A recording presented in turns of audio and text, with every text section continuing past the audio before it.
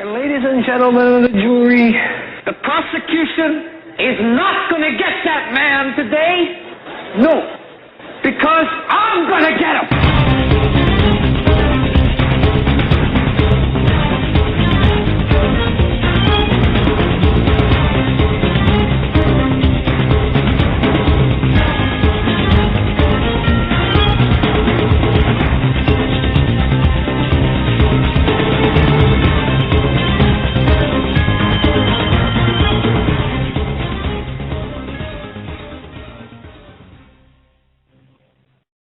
This is the Hagmann and Hagmann Report for today. It's Wednesday, March 6, 2013. I'm Doug Hagmann. With me is my co-host, my son, the other half of the Hagmann and Hagmann Report, Joe Hagmann. We have a full house tonight. Folks, you're about to hear 3 hours of unbiased, uncensored news, analysis, information that you need to know in these very perilous times.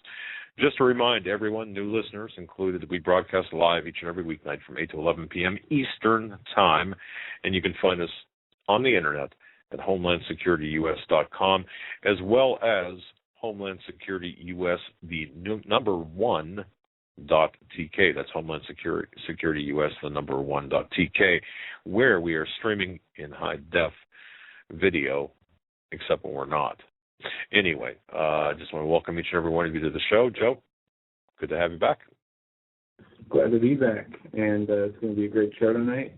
9 o'clock, we're going to have L.A. Marzulli join us, and it's going to be very interesting.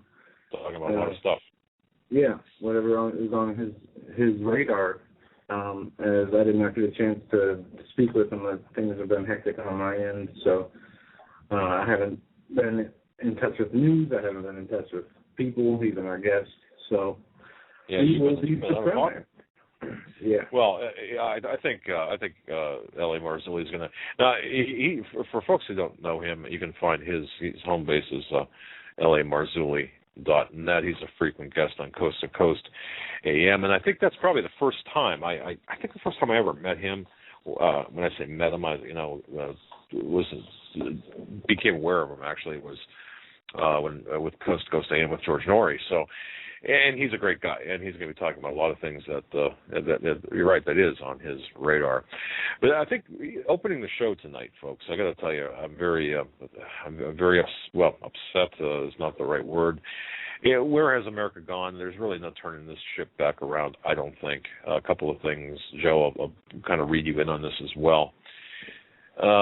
We've got a filibuster right now taking place.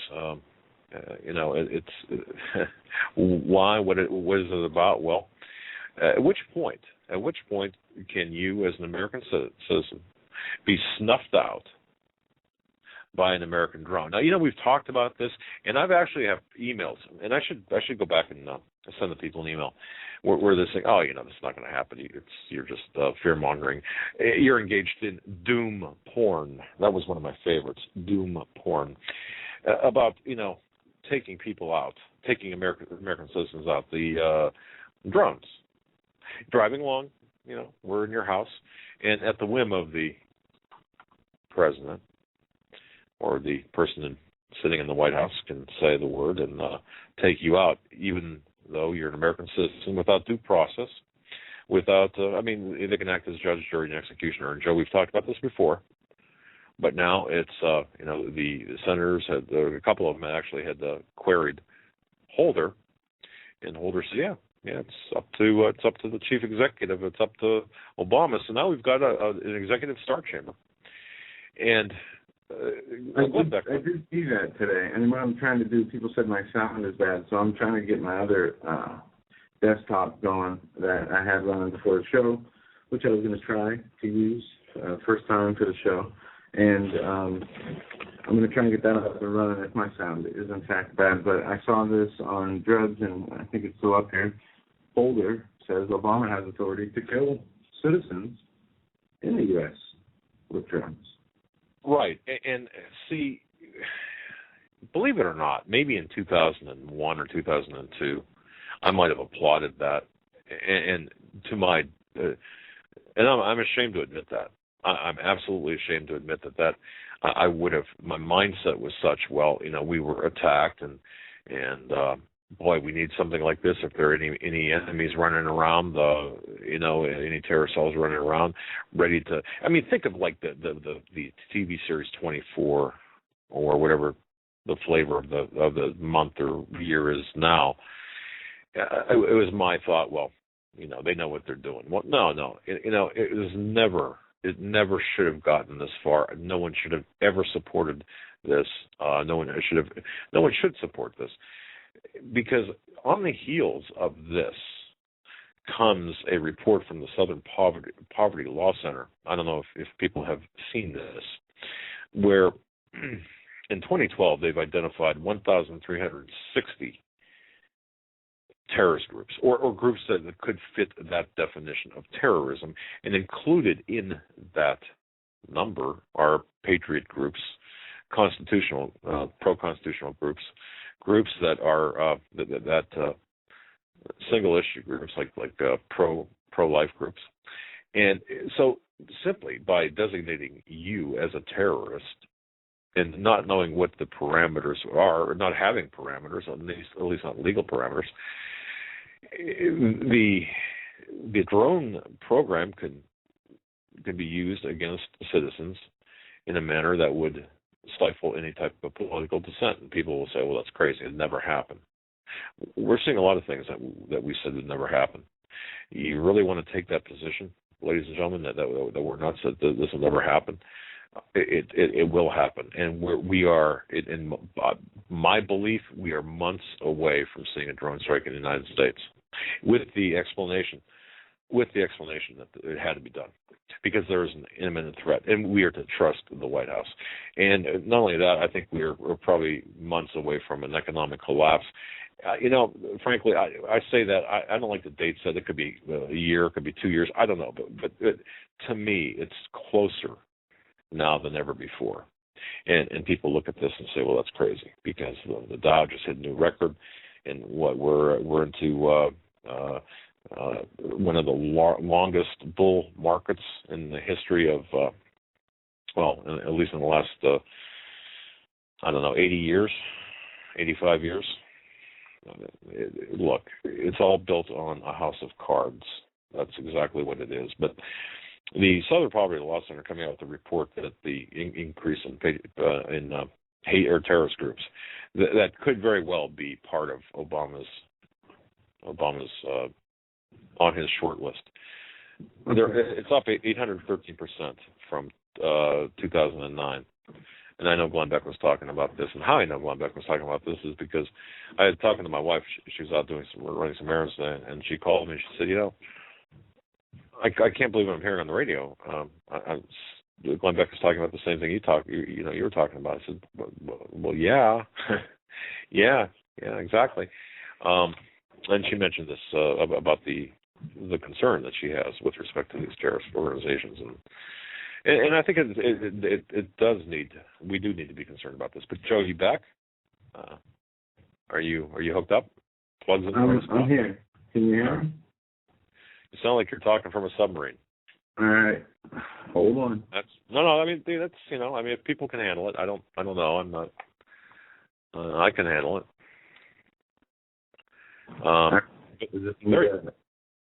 Wow, yeah. For a second there, you kind of. No better. Okay. I don't know. I'll figure it out. All right, as we go. Yeah. But I think today, I think in the present day America, we've reached a turning point in this country, Joe. And I'll tell you what, I think that now Holder and Napolitano, by the way, are creating this new intergovernment agency, this task force, just to address the patriot groups, just to address the threat of these patriot groups. Think about that.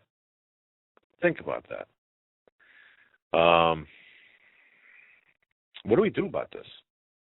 What can we do about this? I think the first thing we have to do is wake other people up, and I know that some people are not they don't want to be woken up about it, but right now the person sitting in that office, I don't care if it's Obama, Bush, or whoever, it's not right for them to act as judge, jury, and executioner. It is absolutely not right. it's totally extra constitutional. It's treasonous, is what it is. Treasonous. The second thing on my list, while Joe's getting his sound taken care of. Okay, is that better? Well, I don't know. It depends on what the definition of better is. All right. I got to fix some kind of, I think it's in my Skype. I'll fix it. I know it is. Thanks, Troy. He let me know. All right, Ben. All right, in the meantime, I just want to say this. I think that if people aren't heeding the signs right now of what's taking place in the economy, John Paulson, clearing out his ties with all U.S. bond or stocks, $14 million worth, I believe it is. And well, just that, I think that's just J.P. Morgan Chase selling off all of his shares of J.P. Morgan Chase and Family Dollar and Sara Lee, for example. That's just part of it. Warren Buffett selling everything off. George Soros selling everything off as well of all U.S. bank stocks, including J.P. Morgan Chase, Citigroup, Goldman Sachs, more than 1 million shares combined. George Soros getting out, Paulson getting out, Warren Buffett getting out. Are we to believe that these three people, are not acting on inside information? Are we to believe that these people don't have inside information, that they don't see all hell breaking loose right around the corner? And here, like I said yesterday, and I know we've got new people listening tonight, people need to be getting out of the way. I mentioned yesterday, it was 10 years ago, February 20th, when a deadly fire caused by these pyrotechnic displays killed 100 people and injured 230 others at the Station nightclub in Rhode Island. Remember that? The Great White Band playing there? According to the official investigative accounts, it took less than 6 minutes for the nightclub to be fully engulfed in flames. Now, what does that have to do with anything? Well, think about this. In just over 5 minutes, the lives of every person in that nightclub, there's like 464 people inside, the people, their lives were changed forever. And no one inside that club saw that fire, saw that death coming until it was too late. And that president of the United States is metaphorically comparable to that nightclub and the citizens of the U.S. as its patrons. Our elected officials, past and present, the Federal Reserve, Wall Street elite, the Soroses, the Buffetts, the Paulsons, the Geithners, all of these people, they are the elite. They are the individuals who lit this fuse. And we can go back in history, right down to the Federal Reserve. And if you want to go back further than that, we can. But each and every one of these people are arsonists. That's the difference between the guy that lit that pyrotechnic display at the nightclub and those involved in destroying our national economy. These people are arsonists, and they're intentionally burning our country to the ground. They have no allegiance to the United States, the citizens of the United States, or anything beyond their collective lust for greed in a global economy. And other people, others are intentionally blocking some of the exits in the very same way those exits were blocked in that nightclub fire. Ultimately, it's just too few people understand what's taking place or have otherwise become transfixed, I would say, by the flames of the pyrotechnics and of the international bankers. And each and every one of you listening to this broadcast, if you have money in the banking system, if you've got money in the stock market, if you've got money in a 401k, you're being looted as we speak. Your money, you're being looted. Now, look, there's nothing we can really, I shouldn't say nothing to do about it. You'd be smart to get out of the way. Start heading for the exits. Get out. Start heading for the exits and get out. Because it's you don't want to be a casualty. You don't want to be trampled to death at that last moment. You want to make sure you've got preparations made. And people might say, well, you're just an alarmist. Well, I hope so. I hope you hear alarm in my voice, because when you see a sell-off like this, and Mr. Beck was talking today about a 90% market correction, what would that do? Do you realize a 90% market correction, what that would look like? That's not a market correction. That's an explosion or an implosion. Joe, are you back?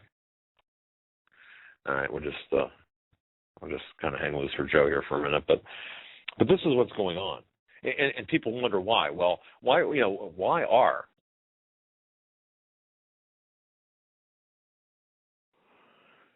so, folks? I don't know if you can hear me. Can you hear me? Are we back? Yeah, this is incredible. This is absolutely incredible. I don't know. I'm going to monitor chat for a second here. Can you hear me? Okay, thank you very much. All right. See, we can hear. All right, thank you. I want to apologize for this, ladies and gentlemen. I got to tell you this. I was told this week that we are indeed being messed with. It's not the platform. We've got redundancies built in, and now we're going to have to find different redundancies. I apologize. I don't know where this is coming from in terms of like this evening. I don't know what's going on this evening in terms of how.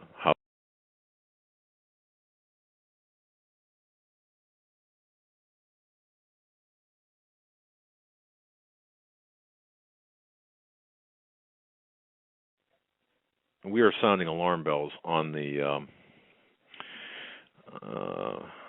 economy, on the purchases of weapons, on the fact that we've got a DHS insider saying, "Look, it's all about the economy. It's all about the economy. It's all about what's going to be taking place here with respect to the collapse of the dollar." They are gearing up for deployment of these vehicles into the inner cities, and they are reserving some as well for the rural areas. The examples are going to be made in the rural areas for effect and the examples, according to the information I have, are going to be made in the inner cities. That's just for the drama, the effect, but the real work is going to be done against the people who are self-sufficient in the breadbasket in the middle of the country. That's going to be where the problem, or where the big things are going to hit, where the actual workload is going to be done by the Department of Homeland Security. So I just want to let people know that if you think you're living out in the middle of Idaho and you're free and clear from any type of free of any type of harassment by the Department of Homeland Security, you've got the drones, you've got the MRAPs, you've got the entire 9 yards to deal with. All right, so I just want to let you know that. Let me double check here, folks. Can you hear me in the chat room? All right. Can you hear me? Somebody in the chat just okay, thanks, Gunslinger. I like that. Somebody says no.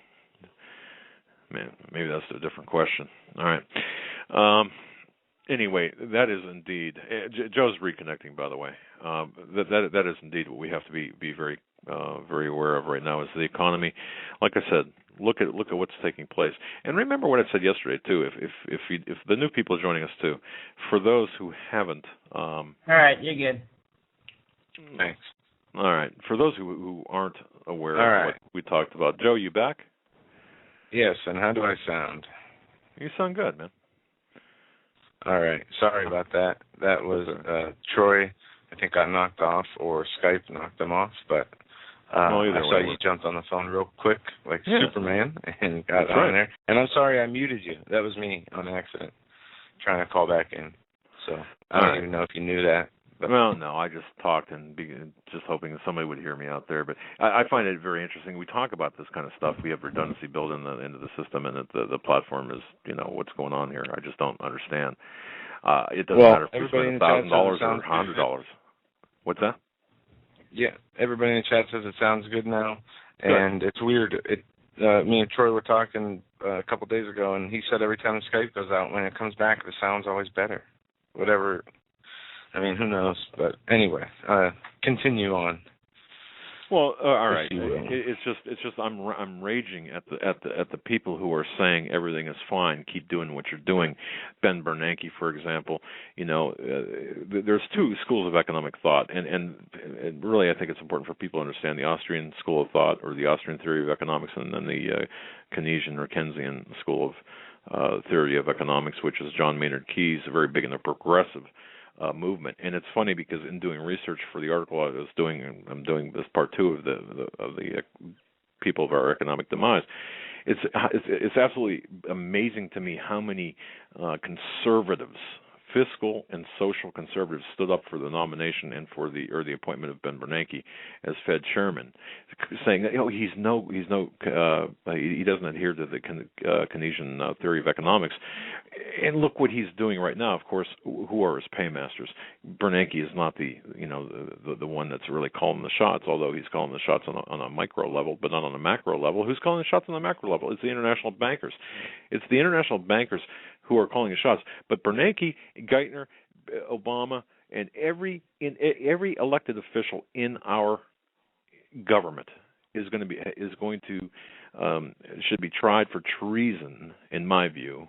And once they are found duly tried and found guilty, they should be summarily executed, in my view, for treason, because they are going to take this country down economically. Once they take it down economically, we lose our sovereignty. We already lost the Constitution of the United States, and that's another treasonous act that people should be held accountable for. Who in the world gives Holder or Obama or any one of those people the right to kill American citizens without due process? When did the Constitution become null and void? Can somebody tell me that? Exactly when did the Constitution die? What day did it die? Was it the day the Patriot Act was passed? Well, it died in part. When did it die? The Patriot. You start with the Patriot Act officially. You start with this is just from me, and I'm sure people who are older than me have a lot better understanding of when the Constitution died. But really, I guess I would say the Constitution died when we signed the power of our money over to an international banking corporation. I agree. No, I agree with that. I mean, I suppose we could pick a number of dates, but right now, anyone who is not outraged is either a mental midget, part of the problem, or not paying attention. I don't have any other. I'm sorry. If you think what's going on right now is okay, you either have a mental deficiency, or are not paying attention, or are part or are in on it. And if you're not paying attention, I can accept that.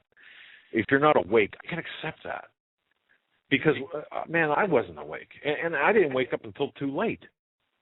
But I'll tell you something.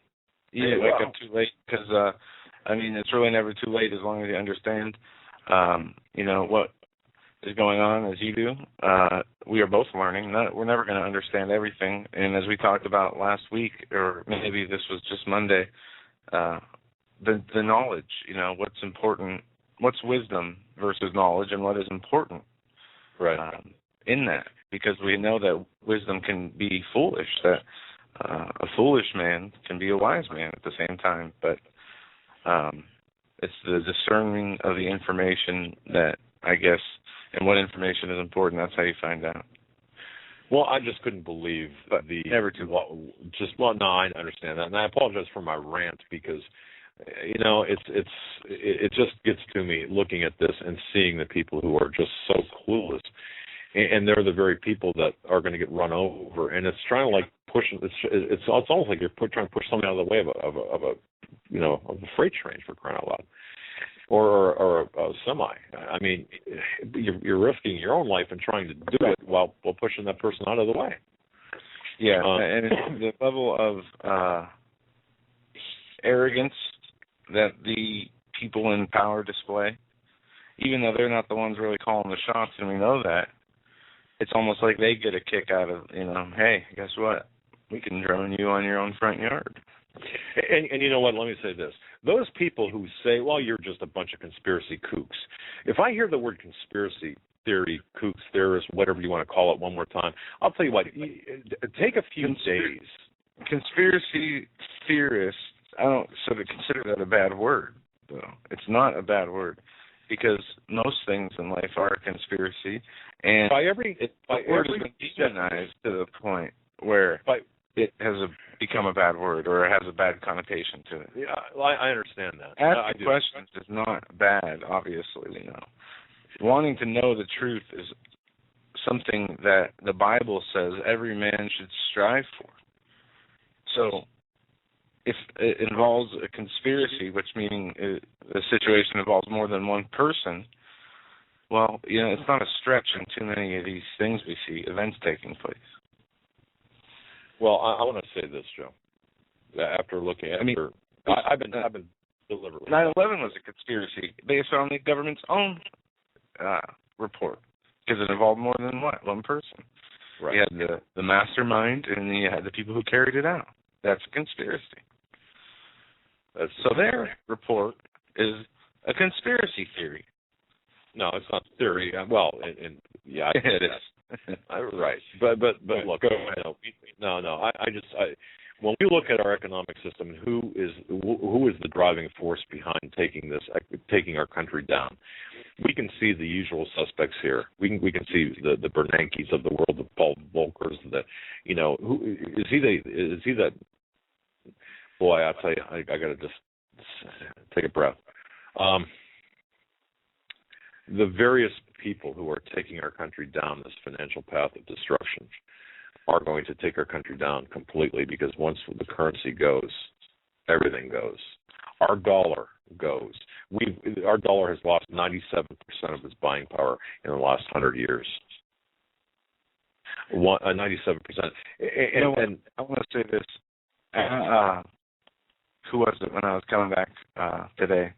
I got to listen to. He has a show. I think where Neil Boortz had one. He was running for president. Herman Cain. He was talking about how the stock market is not. The value of the stock market is not up. It's a devaluation of the dollar, and he explained it in great detail, or started to explain it in what sounded like was going to be excellent detail. Okay, that's true, but there's also the new stock market, which has got air underneath it. There's nothing but air underneath this. The trading, all of the trading done is high frequency trading and algo trading. It doesn't involve people. It's computers talking to one another. That's basically what we've got.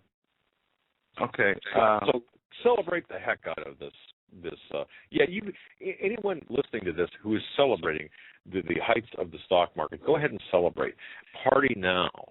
Go ahead and have a good time now, because you're going to have one heck of a hangover in the morning, or whenever that black swan event takes place and everything comes crashing down. Because I'm going to tell you, and it's going to take people by surprise, like the nightclub fire did. It's going to take people by surprise, and they are going to be totally.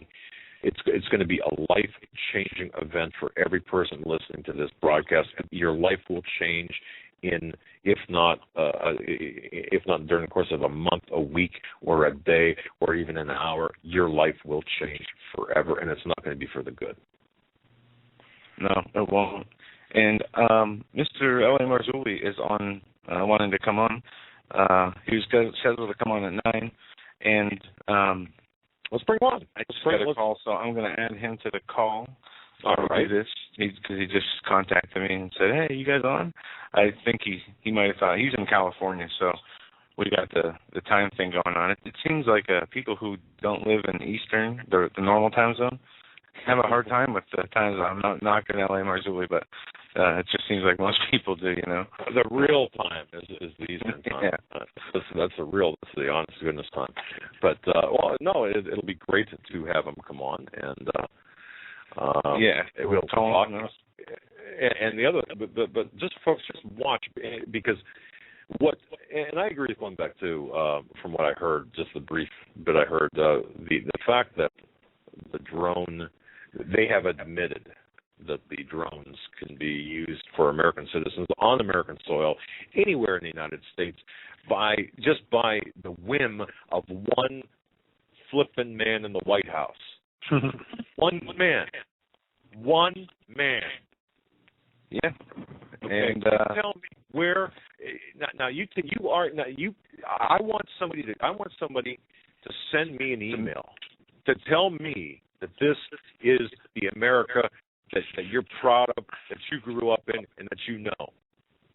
I'm sorry, I'm done. I'm off. No, all right. You're right, and there's no justification for. I've had it. I really have. I'm done.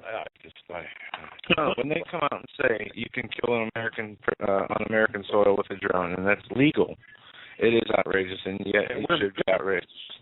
When my neighbors have to pick pieces of me up off the street, or Alex+Jones, or Steve Quayle, or L.A. Marzulli, anyone out there telling the truth, then it's going to be, it's going to be a sad day. Or another Waco, or another, what was that, Waco and Ruby Ridge.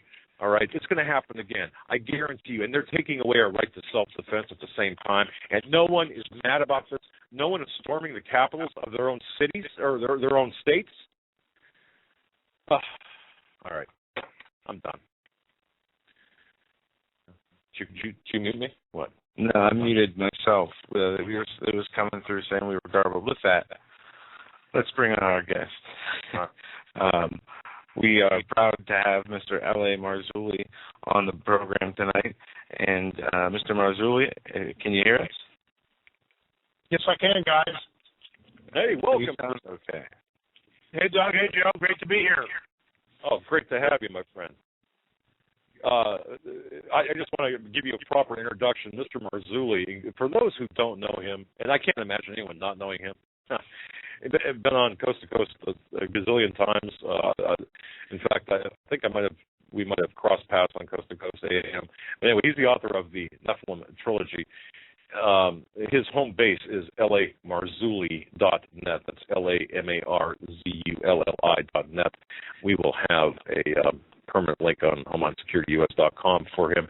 He received an honorary doctorate from Pacific International University for his work on the Nephilim trilogy. He's got a great lecture series. He's a great author, fantastic researcher, and an even better lecturer. With that, welcome, sir, to the Hagmann and Hagmann Report. Great to be here, guys. Thanks. Joe, go ahead and take this if you can hear me. All right. Yeah, I can hear you. On here.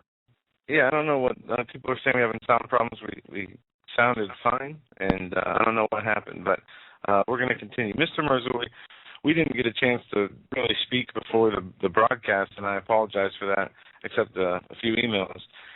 I guess we'll just start. I want to ask you, what is on your radar? What should we expect in this month of March, and what we're seeing with the headlines? Yeah.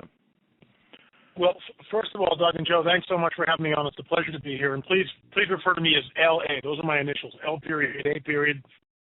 Let's just suspend with all formalities here. Mr. Marzulli is way too formal, and I go by L.A., and it's just great being here. But lots of stuff is on my radar. Obama obviously is going to Israel. I'm sure you've had Tom Horn on and Chris Putnam, and we all know about the Malachi prophecies. I'm watching that. What's been sort of under the radar recently is the ongoing battle in Syria, which is going on almost 2 years. 70,000 people slaughtered by both sides, bloody civil war happening, 1 million people displaced. Most people don't understand that Damascus is being taken apart brick by brick. Now, does this tie into the Isaiah 17 fulfillment of that prophecy? I don't know. I can't say that it does, but they're still firing Scud rockets in and around Damascus. It's crazy. And while there's not a media blackout, Assad is certainly not taking the front seat, and the Syria civil war is not taking the front seat like it has, let's say, just a few months ago. Russian warships are still docked there. Apparently, Assad's troops have pulled back from the Golan Heights. That's a first since the 1967 war. That's huge. According to a story I read this morning, Hezbollah may have acquired some of the chemical weapons, but there's no way to vet that, so you really can't go with it until you can vet it. And a lot of disinformation, a lot of fog of war, who knows? But look, the Middle East, in my opinion, is the place to watch. The place is a tinderbox. It's bananas. Tied into that, and this is what, the American people should be tearing their hair out and storming the Bastille, tongue-in-cheek here. But the bottom line is, they talk about the sequester nonsense. Oh, and we're all going to be tied up at the airport, and the lines are going to be really long, and scare tactics. We need to spend more money, just like Jerry Brown here is adding another 3 cents onto the gas tax. It's like he's got no plan. He has no idea. Well, they'll never cut spending, or they can't do that. But they'll definitely keep taxing and taxing and taxing the people till we're taxed from the morning we wake up till we're in the grave, for crying out loud. Here's what drives me nuts about this. They talk about the sequester, and yet John Kerry, our new Secretary of State, just hands a check to the Muslim Brotherhood for $250 million. What planet am I on? Somebody please tell me where I am and what reality really is, because I don't know anymore. I mean, I can't make heads or tails out of it. That's insane. The Muslim Brotherhood, I've got it on tape, I show it in my lecture series. The Muslim Brotherhood has sat there, over 1 million people in Tahrir Square, chanting, "To Jerusalem we go, martyrs in the millions." Hegazi, very fiery imam, standing in Tahrir Square, yelling at the top of his lungs, saying, let no one make a mistake about it. Jerusalem will be the capital of the new United Arab States. And what do? We hand these clowns $250 million. Now, is that to bribe them, like we did with Hosni Mubarak for 30 years? And so he'll sort of kowtow and toe the line and do all this? Baloney. Morsi is absolutely sold out to the Muslim Brotherhood, and it is a radical Islamic organization. And that's just some of the things on my radar, some of the things that I watch continually. The crash of the American dollar, the crash of the euro. We see all the nonsense with the drones. Who are these people? Why are there drones in the United States of America? Why is TSA there? Why do I have to take off my shoes when I go to another foreign country, and I don't have to take off my shoes? Why is the TSA all of a sudden going, hey, we're going to allow knives back on the planes? What? Yeah. I mean, we're so far down the rabbit hole, it's appalling. And then you add to that the UFO phenomena, the ongoing UFO phenomena, which, of course, is real burgeoning and not going away. And, we're not in Kansas anymore. And we didn't even get into the weather stuff and the 4,000 temperatures broken last June and the record snowfalls, record rainfalls, record droughts. Give me a break, folks. If this is business as usual, then I don't know how to play the game anymore. I love you, man. I love it. I mean, wow, right after my own heart. Yeah, you mentioned so many things. Yeah, and if I can ask you, where to begin? I'm kind of curious. What do you see? I mean, we have got so many plays on the stage here, and we're at the final act of every one almost, it seems like. What do you see happening first, or do you see everything kind of a confluence of events that, everything happening at the same time or concurrent with one another? What do you see giving way first, if that's possible to even predict?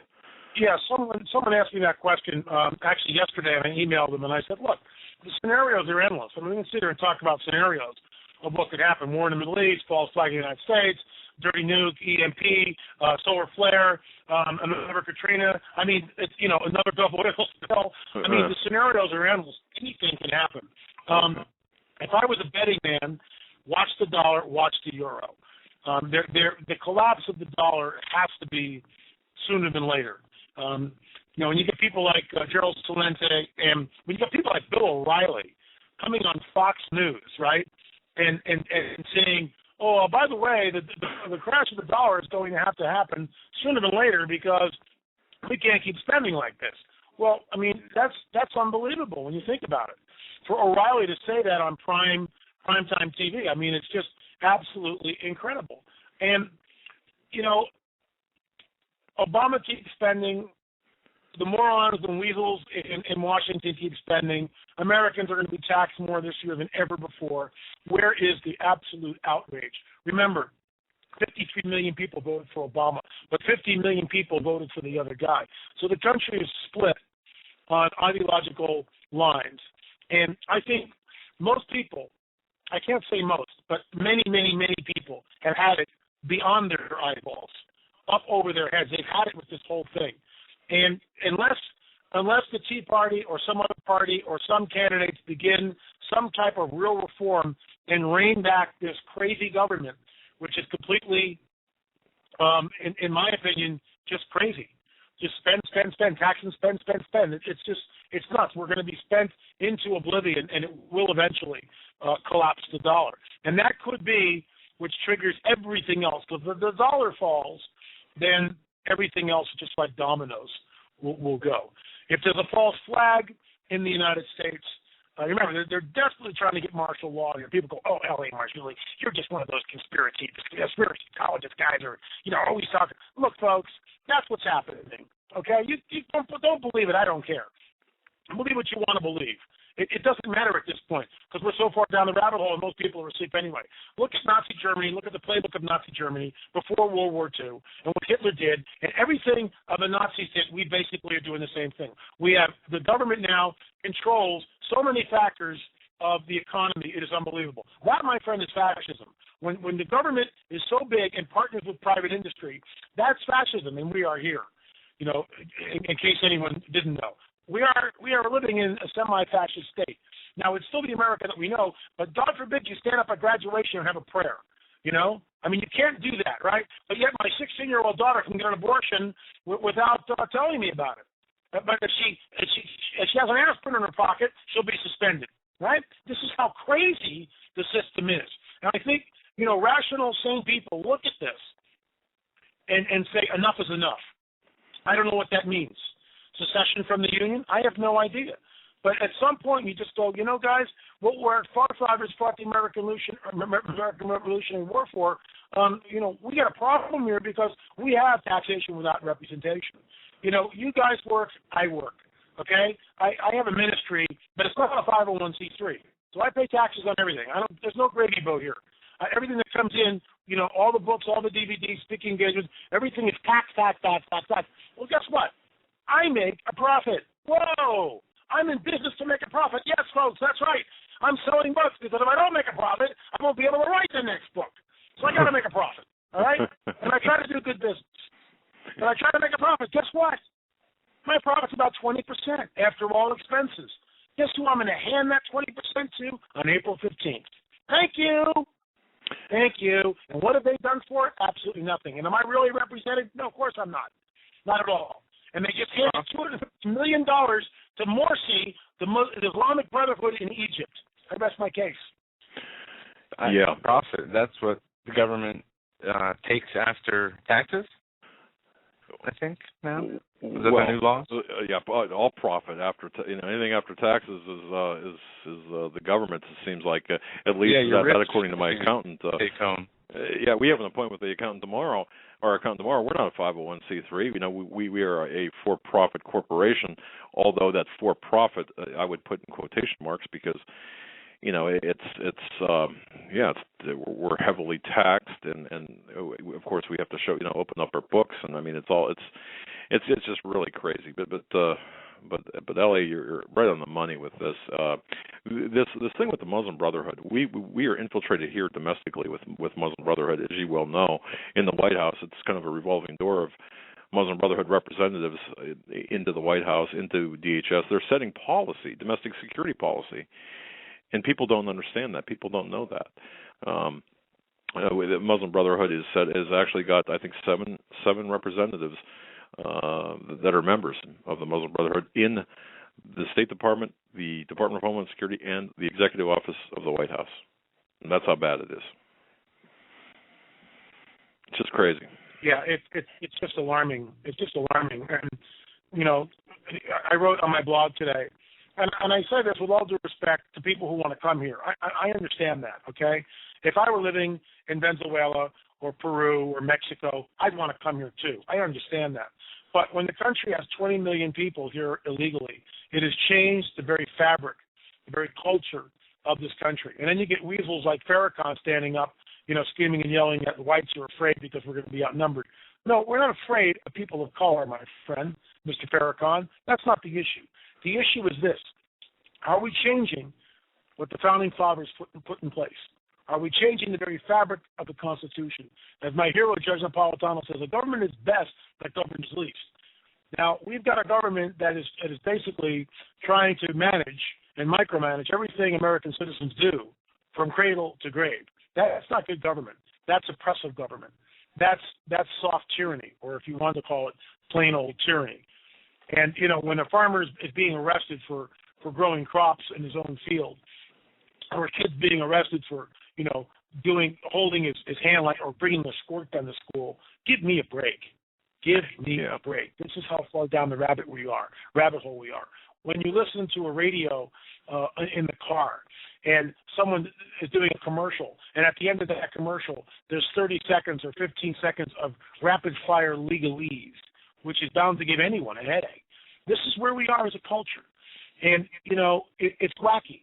But when you bring in 20 million illegals who have no idea of the principles that the country was founded on, no idea, and look at America, and that's what happens in California. It's the elephant in the room. No one wants to talk about it here in my home state, California. We are short about $10 billion a year. You know where that shortfall comes from? It comes from the illegal aliens taxing the system. What I mean by that, they'll go into the hospitals and they get free medical care.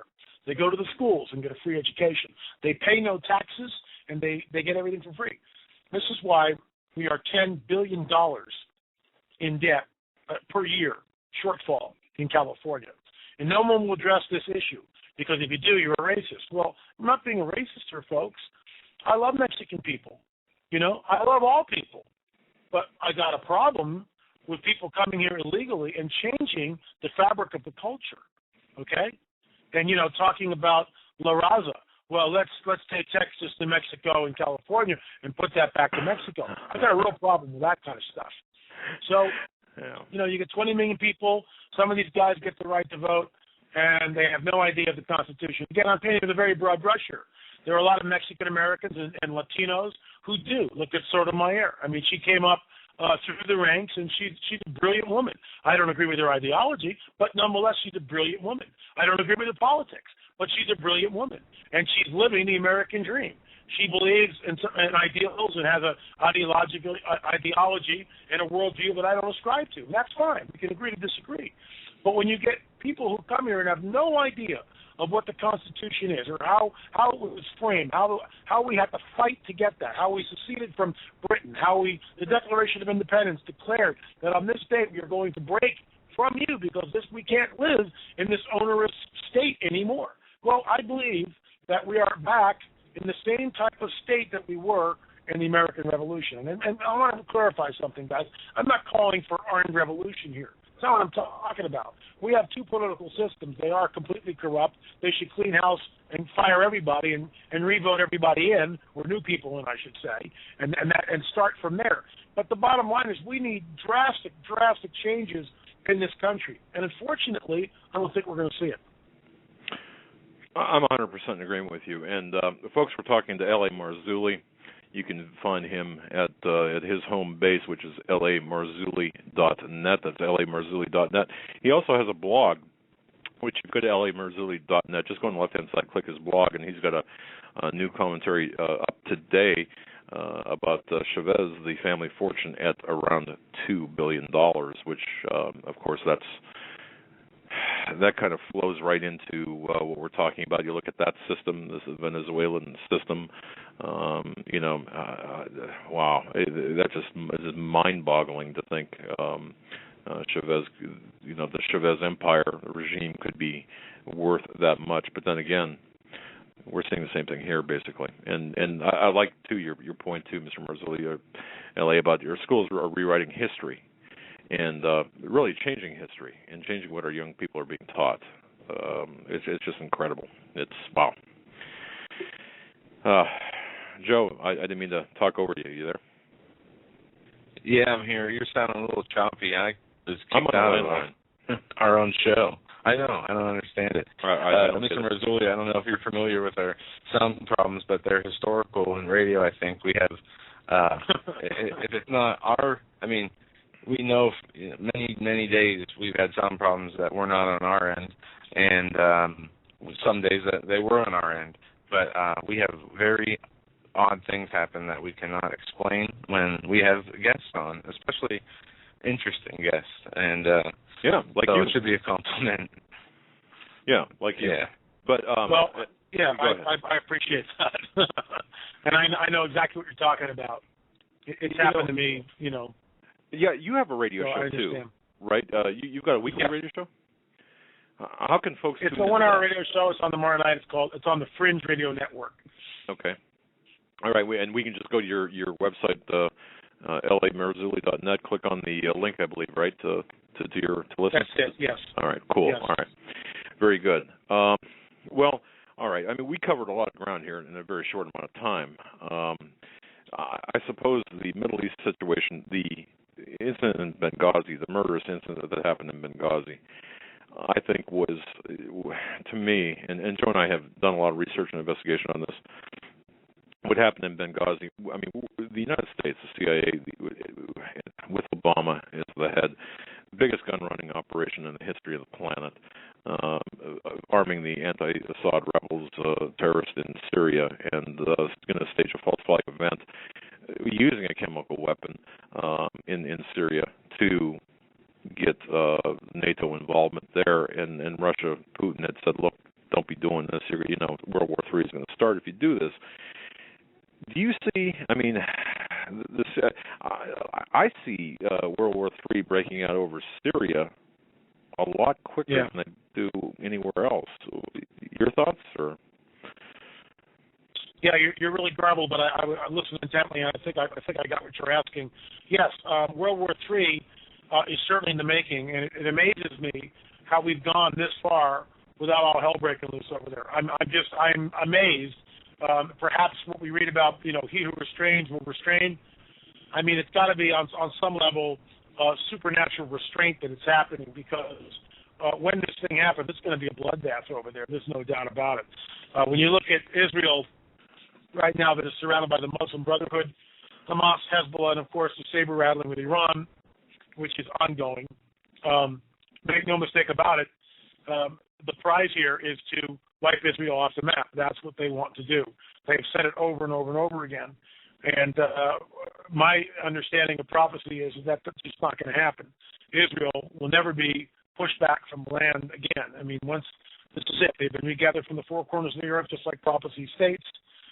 These are the real Jews that are there. There's some corrupt Jews, just like there's corrupt, goyim over here, if I can use that word.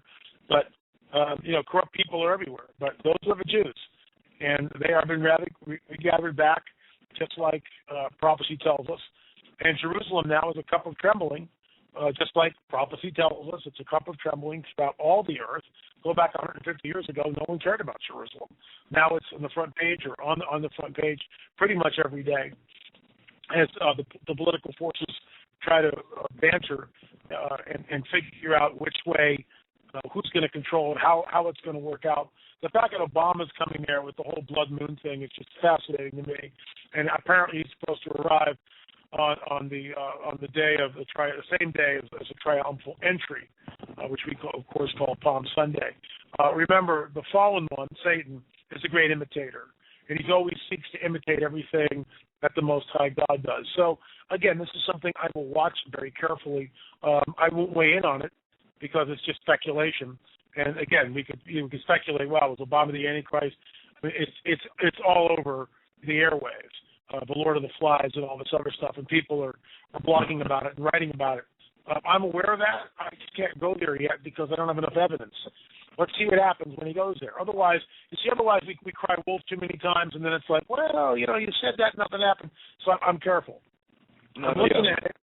I understand what's about to come down, but I'm not pulling the trigger on it yet until I see what comes down. Yeah, and there's both good arguments on both ends.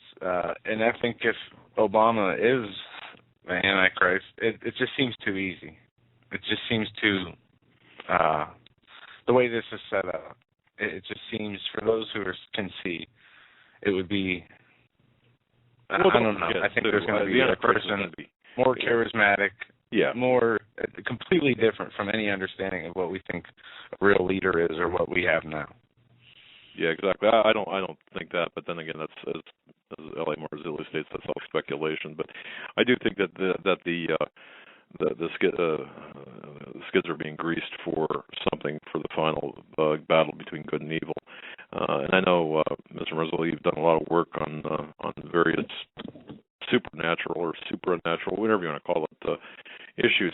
I saw something on your website. I just want to ask you about this. I know we're kind of going off topic here a little bit, but you had done some things, I believe, with Russ Dizdar, who we've had on our show. Russ is great friend. He's a tremendous. We just think a lot of him. You've got a DVD series with him, right? About the Nephilim. Well, yeah, Russ and I think we're like at 7 conferences last year with each other, which was bizarre. Nothing that we set up except for, I think, a couple of them we sort of set up, but the rest of them, we were just asked to speak, and so we did. What's interesting about this is my research dovetails with Russ's research in the sense that I kind of look at it from the sky down, and Russ looks at it from the ground up. What I mean by that, the fallen ones are here and manifesting, certainly the UFO phenomena. Russ, that's from, the sky down.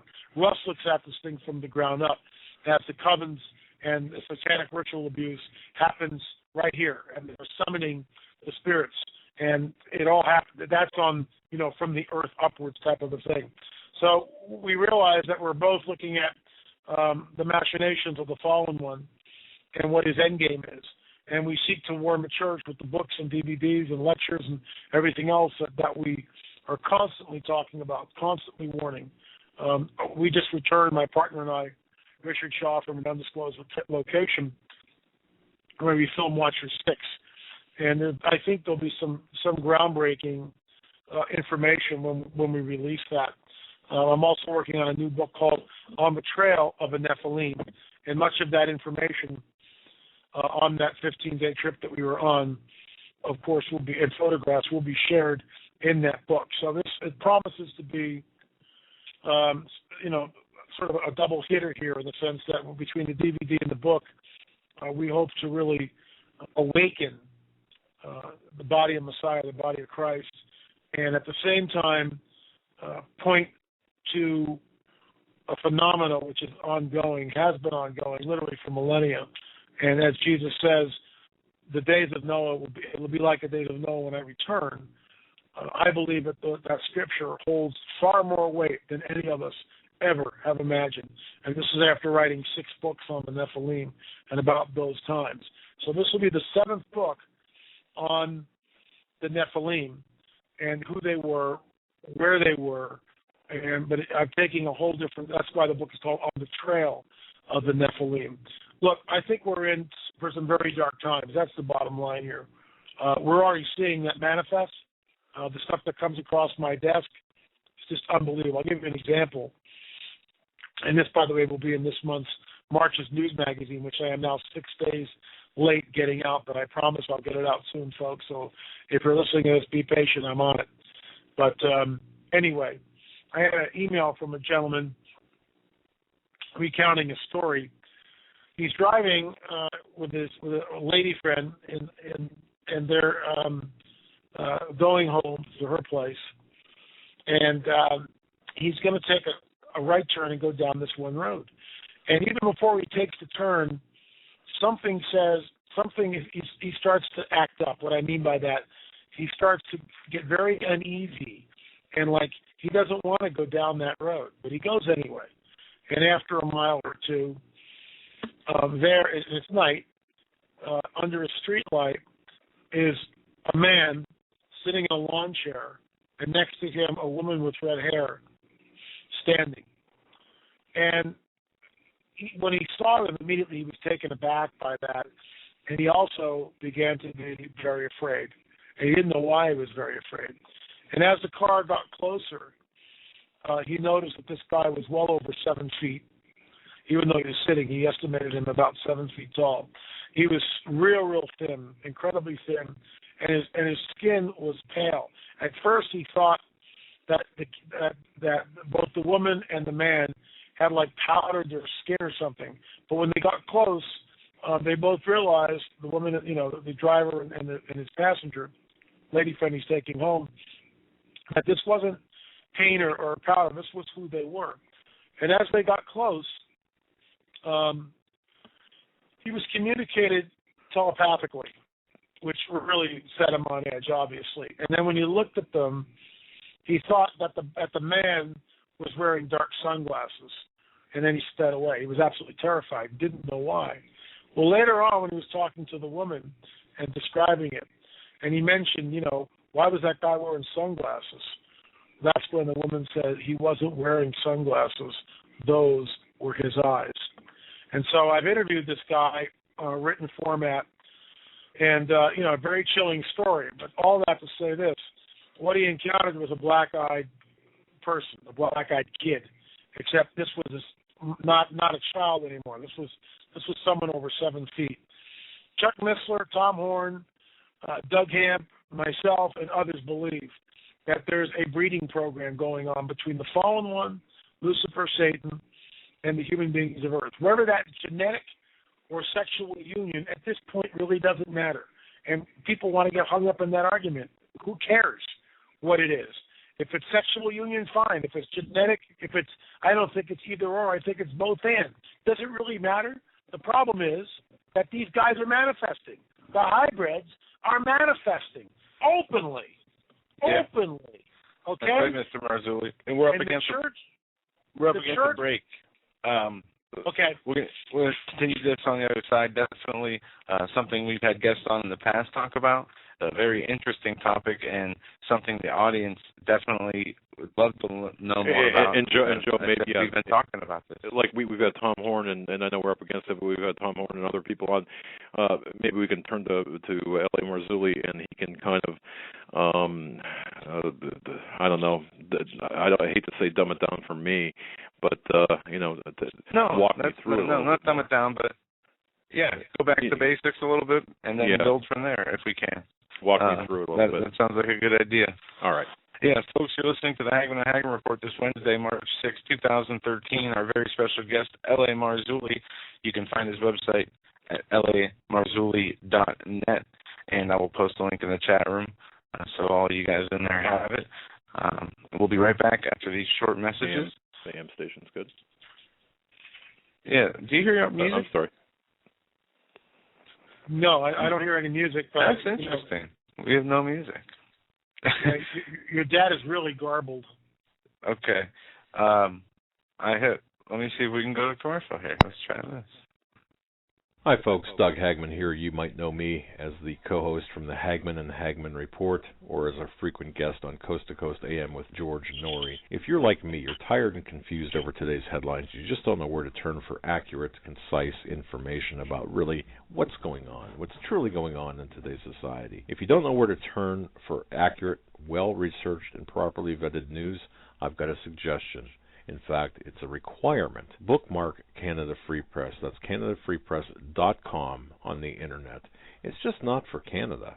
It's for news across the world. Judy McLeod, founding editor, has put together a vast array of talented writers like Kelly O'Connell, Daniel Greenfield, Dr. Eileen Johnson-Powell, a lot of guest columnists, very talented writers. Folks, that's Canada Free Press at CanadaFreePress.com. Now mobile friendly. Follow on Facebook, because without America, there is no free world.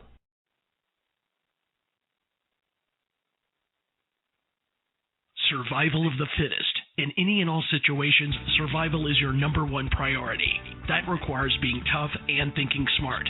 And the folks at Freeze Dry Guy are going to help you do just that. They have the long-range patrol ration entrees, what they call the Brick Pack. When you're in survival mode, it is absolutely the best item for your survival pack or bug-out bag. You can go farther, faster, and carry more food with the LRP cold weather ration entrees. Not only do these long-lasting, durable entrees help sustain you or your family through the harshest environment or situation, they are by far the most delicious of their kind. No contest. With a variety of tasty entrees, you can't beat the LRP Brick Packs. Let Freeze Dry Guy help you in your survival situations. Go to freezedryguy.com. That's freezedryguy.com. Or call 866-404-3663. That's 866-404-FOOD.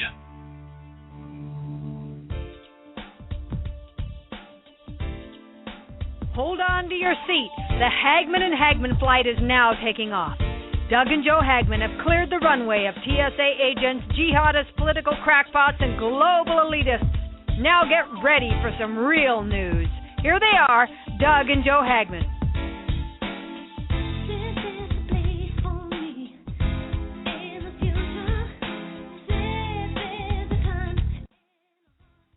And welcome back, ladies and gentlemen, to hour number 2 of this Wednesday, March 6th edition of the Hagmann and Hagmann Report. Back with me is my co-host, Doug Hagmann, and his very special guest, L.A. Marzulli. Now, that sounds a lot better on my end. And mine, too. Boy, I'll tell you, I can hear you just fine. Sounds Great, like guys. All right. It looks like we got our sound problems taken care of, whatever they were, they're gone. I know what they are. All right. And it's simple as one click of a button. You got to mute your backup system. There pops. Yeah. I did. Yeah, it was me. No, on the switchboard. Oh. Simple. And Mr. we started this radio show a couple of years ago, and we're learning as we go. So we still don't know what buttons to push for crying out loud. Okay, but that's all right. See, operator error all the time. But it's an honor really to have you back have you on the show, and to talk about things.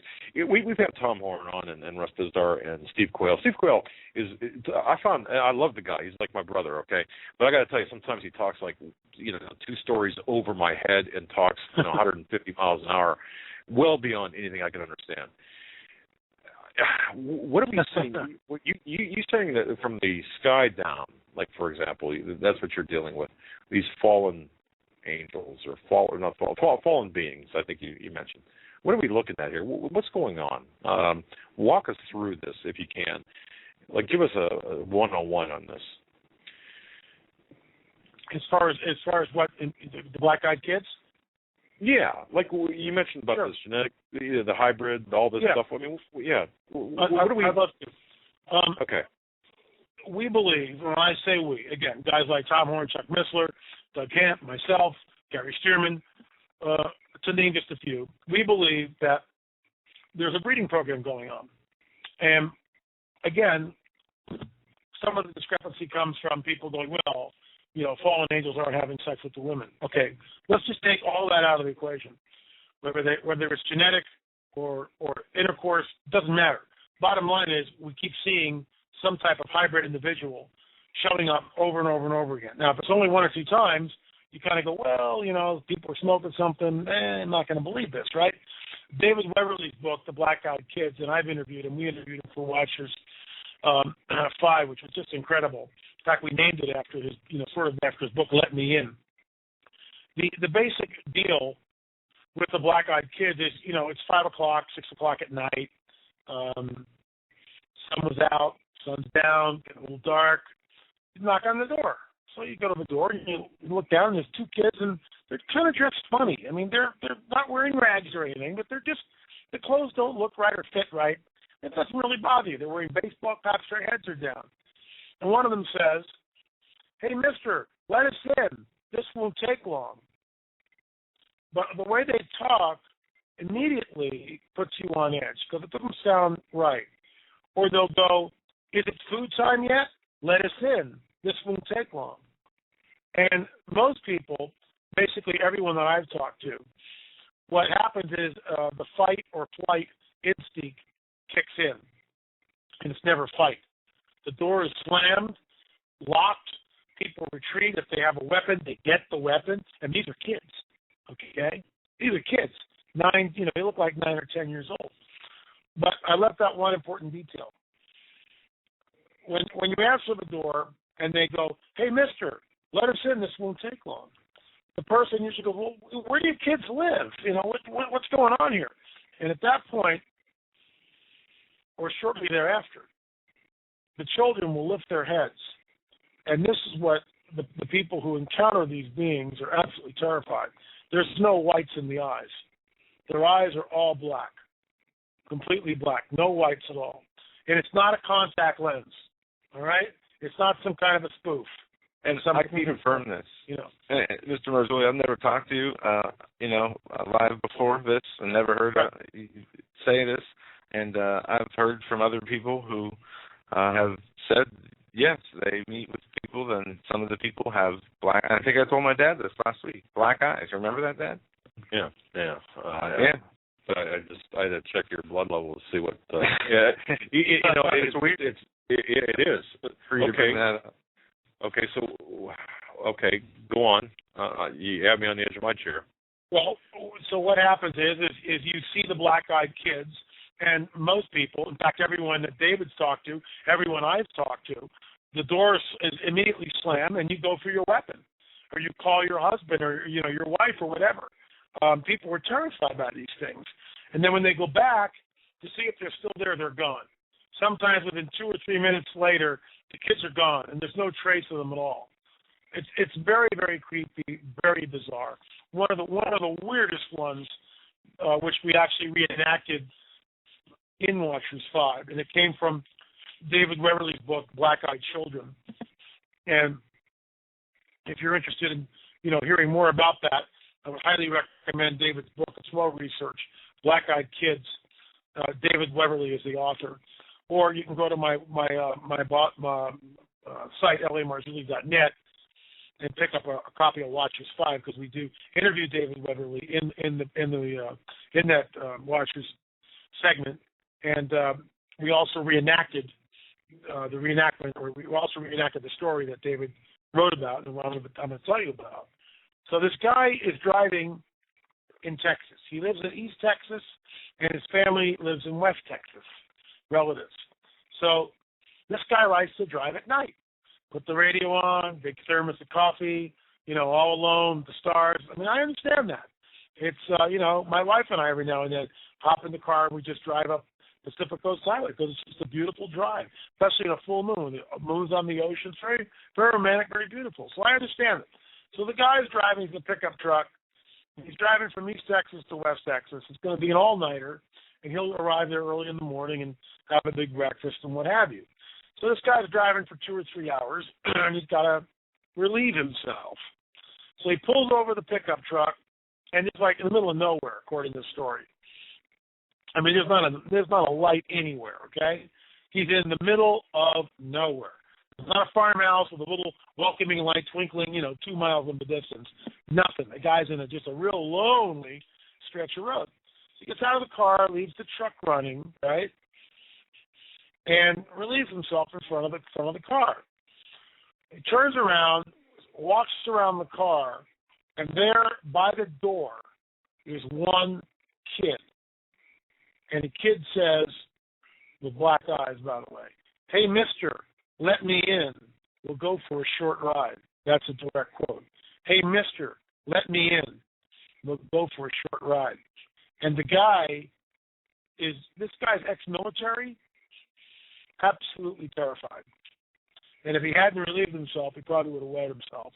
If he inches to the door, he opens up the door, jumps in the cab, and speeds away.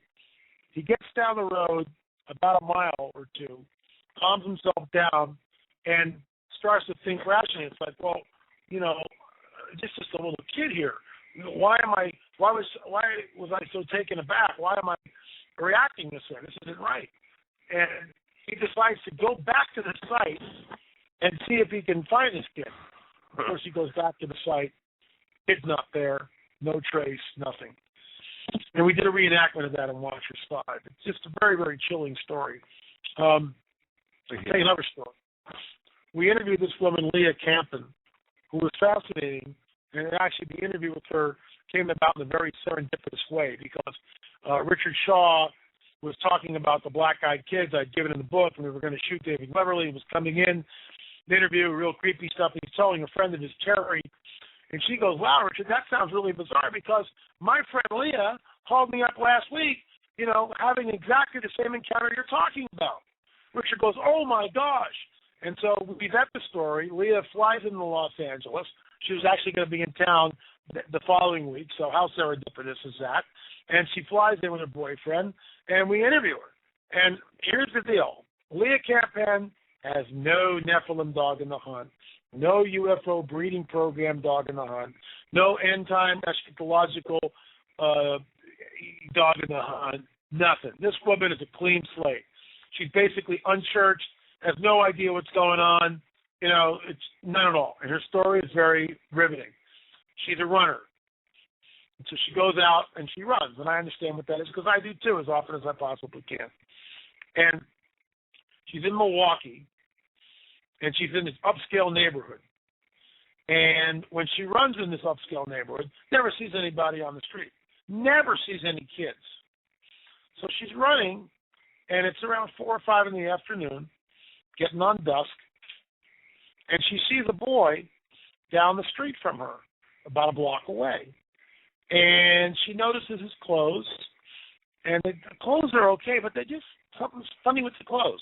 They don't fit right, or look right, or can't put her finger on it, but the clothes just, So as runners will do, as you get close to someone you're about to pass, we look up from our run, and we say, good evening. That's what we all, I do the same thing. Nod or good evening, whatever. We acknowledge them, just being friendly. So she gets close to the kid. She lifts her head up, and she's absolutely freaked because what this kid is looking at her, and his eyes are all black. There's no whites at all. Doesn't say a word. I said, what was it like? She said it was like looking down. His eyes were like looking down a pool, or his eyes were looking down. Looking into his eyes was like looking down 2 dark corridors to a pool of evil below. Her quote, a direct quote from her, not me. I said, who do you think this was? Where do you think this was? Remember, she has no idea about the breeding program, no idea about Nephilim. Her words, not mine. She said, I thought I was looking at the spawn of Satan. And she absolutely ran as fast as she could away from there. And she had to go back that way. And so she approached after she was gone for 3 hours. And normally her runs would take an hour. She's gone for 3 hours. That's how freaked out she was. She finally made it back. And then she had this long conversation with Terry, and that's how we got a hold of her. So as I'm interviewing her, I got David Weatherly's book next to me on the table, face down. And David Weatherly's book on the cover has an illustration of what a black-eyed child looks like. And I say to her, I said, Leah, does the person you encounter look anything like this?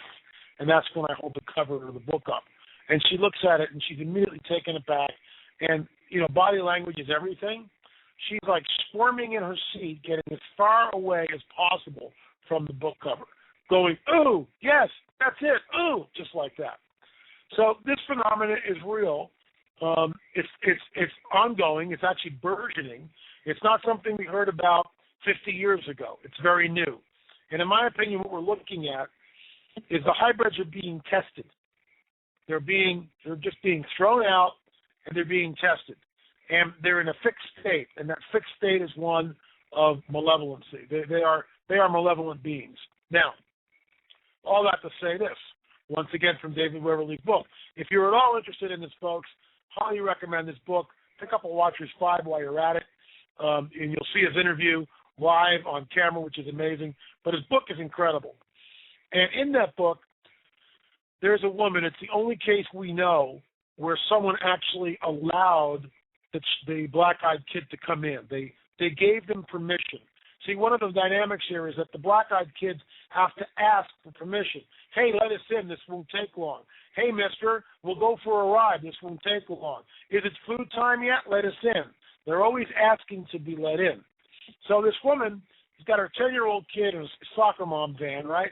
Kid's in the back. She's in the front. Lives in a real small town. Everybody knows everybody else. She leaves the car running with the keys in it. Okay, goes into a small little grocery store. Everybody knows everybody. There are still places in America where you can do that. Your kid's not going to get kidnapped.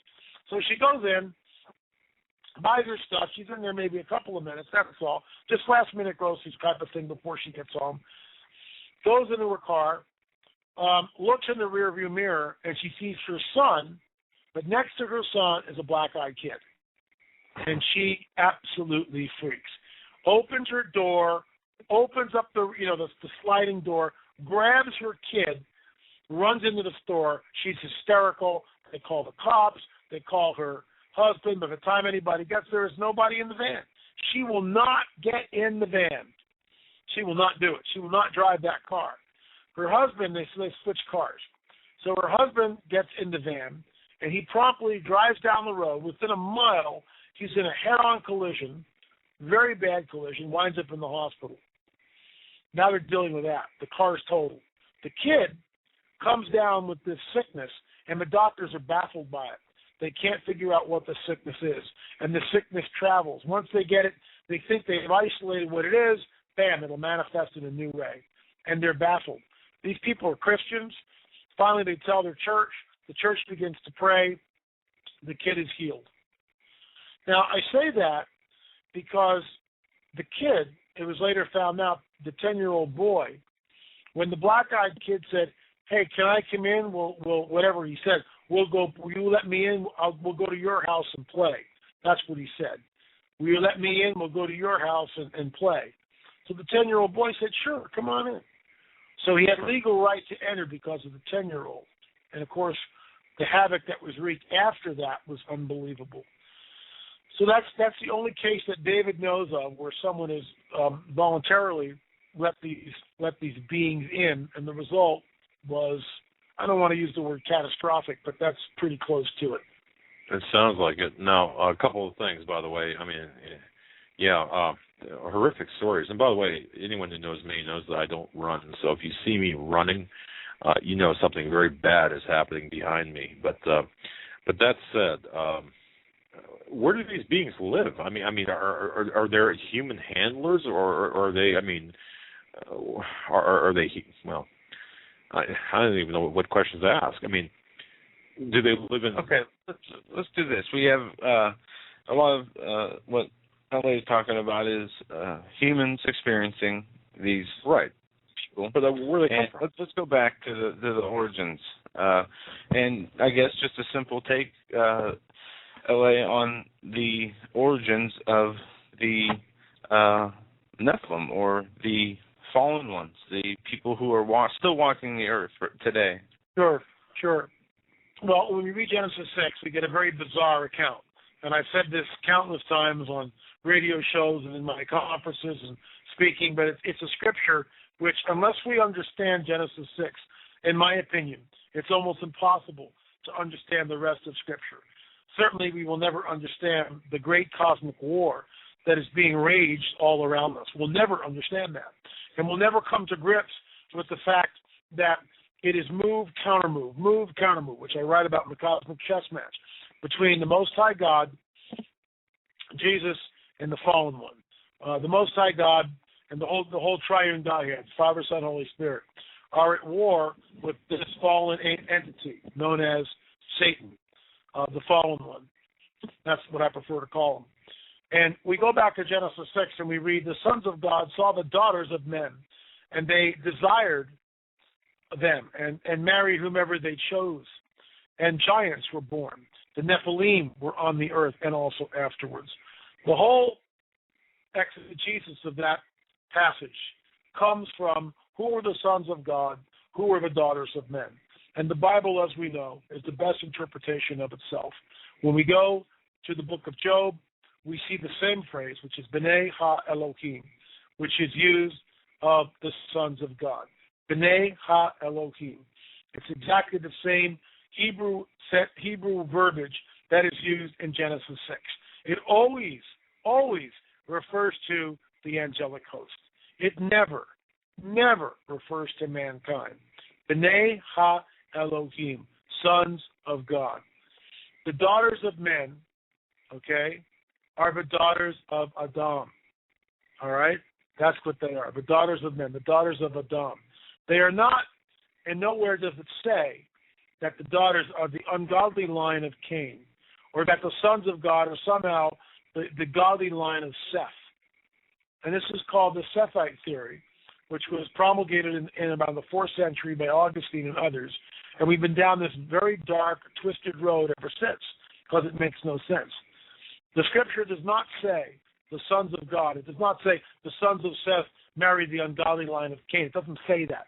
It says the B'nai Ha-Elohim, the angelic hosts, saw the daughters of men. And they're not the hoochie mamas of Cain. They're just the daughters of men.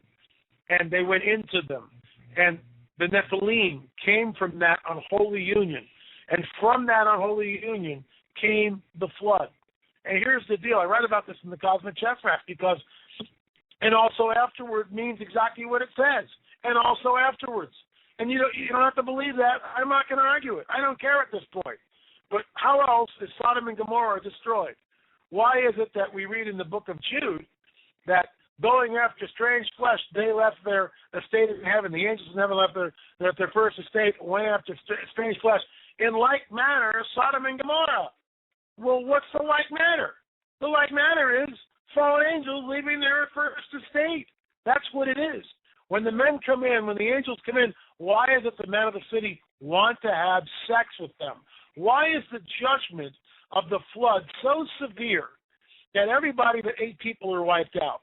Everybody but 8 people. And I disagree with some colleagues who say that somehow God missed one of the wives of Noah and they were contaminated. I don't believe that. There was a second, third, fourth, fifth, sixth incursion, and the same stinking thing is going on today.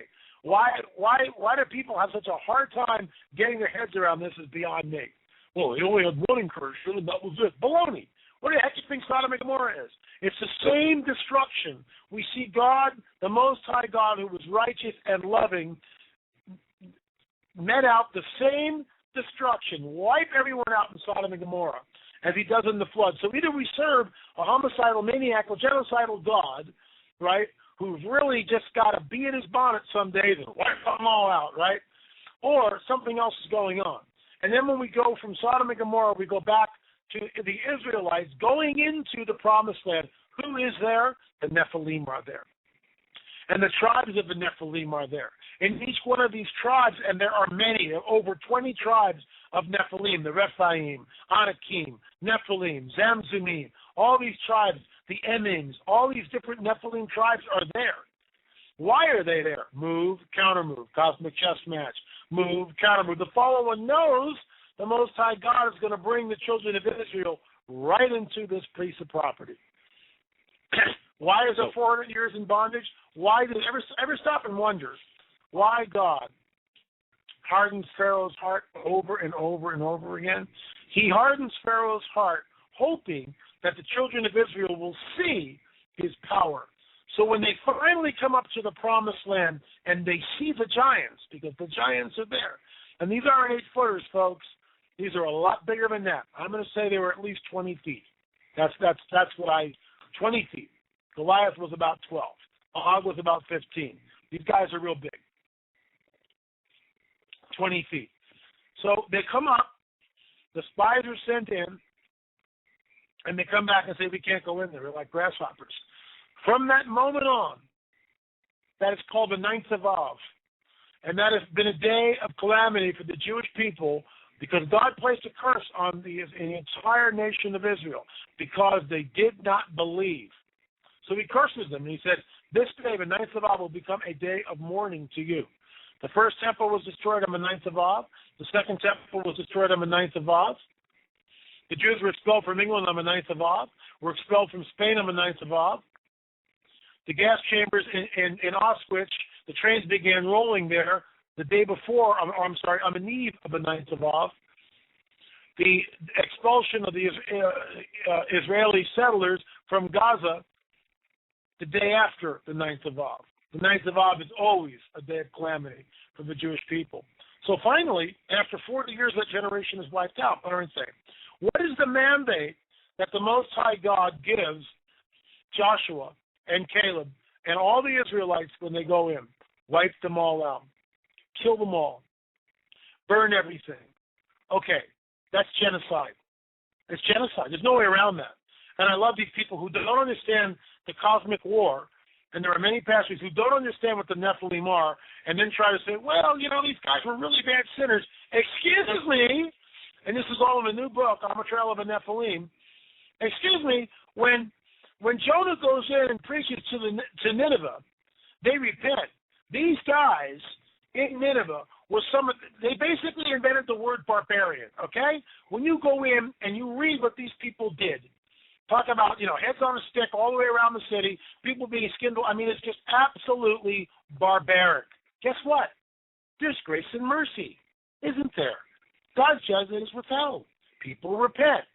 What do we see in the Promised Land? No, there's no repentance. What do we see in Sodom and Gomorrah? No repentance. What do we see in the flood? No repentance. No grace, no mercy. In the flood, Sodom and Gomorrah, or the conquest of Canaan. Zippo. Why? Because the Nephilim are there. That's the key to the Scripture. As in the days of Noah, so it will be when the Son of Man returns.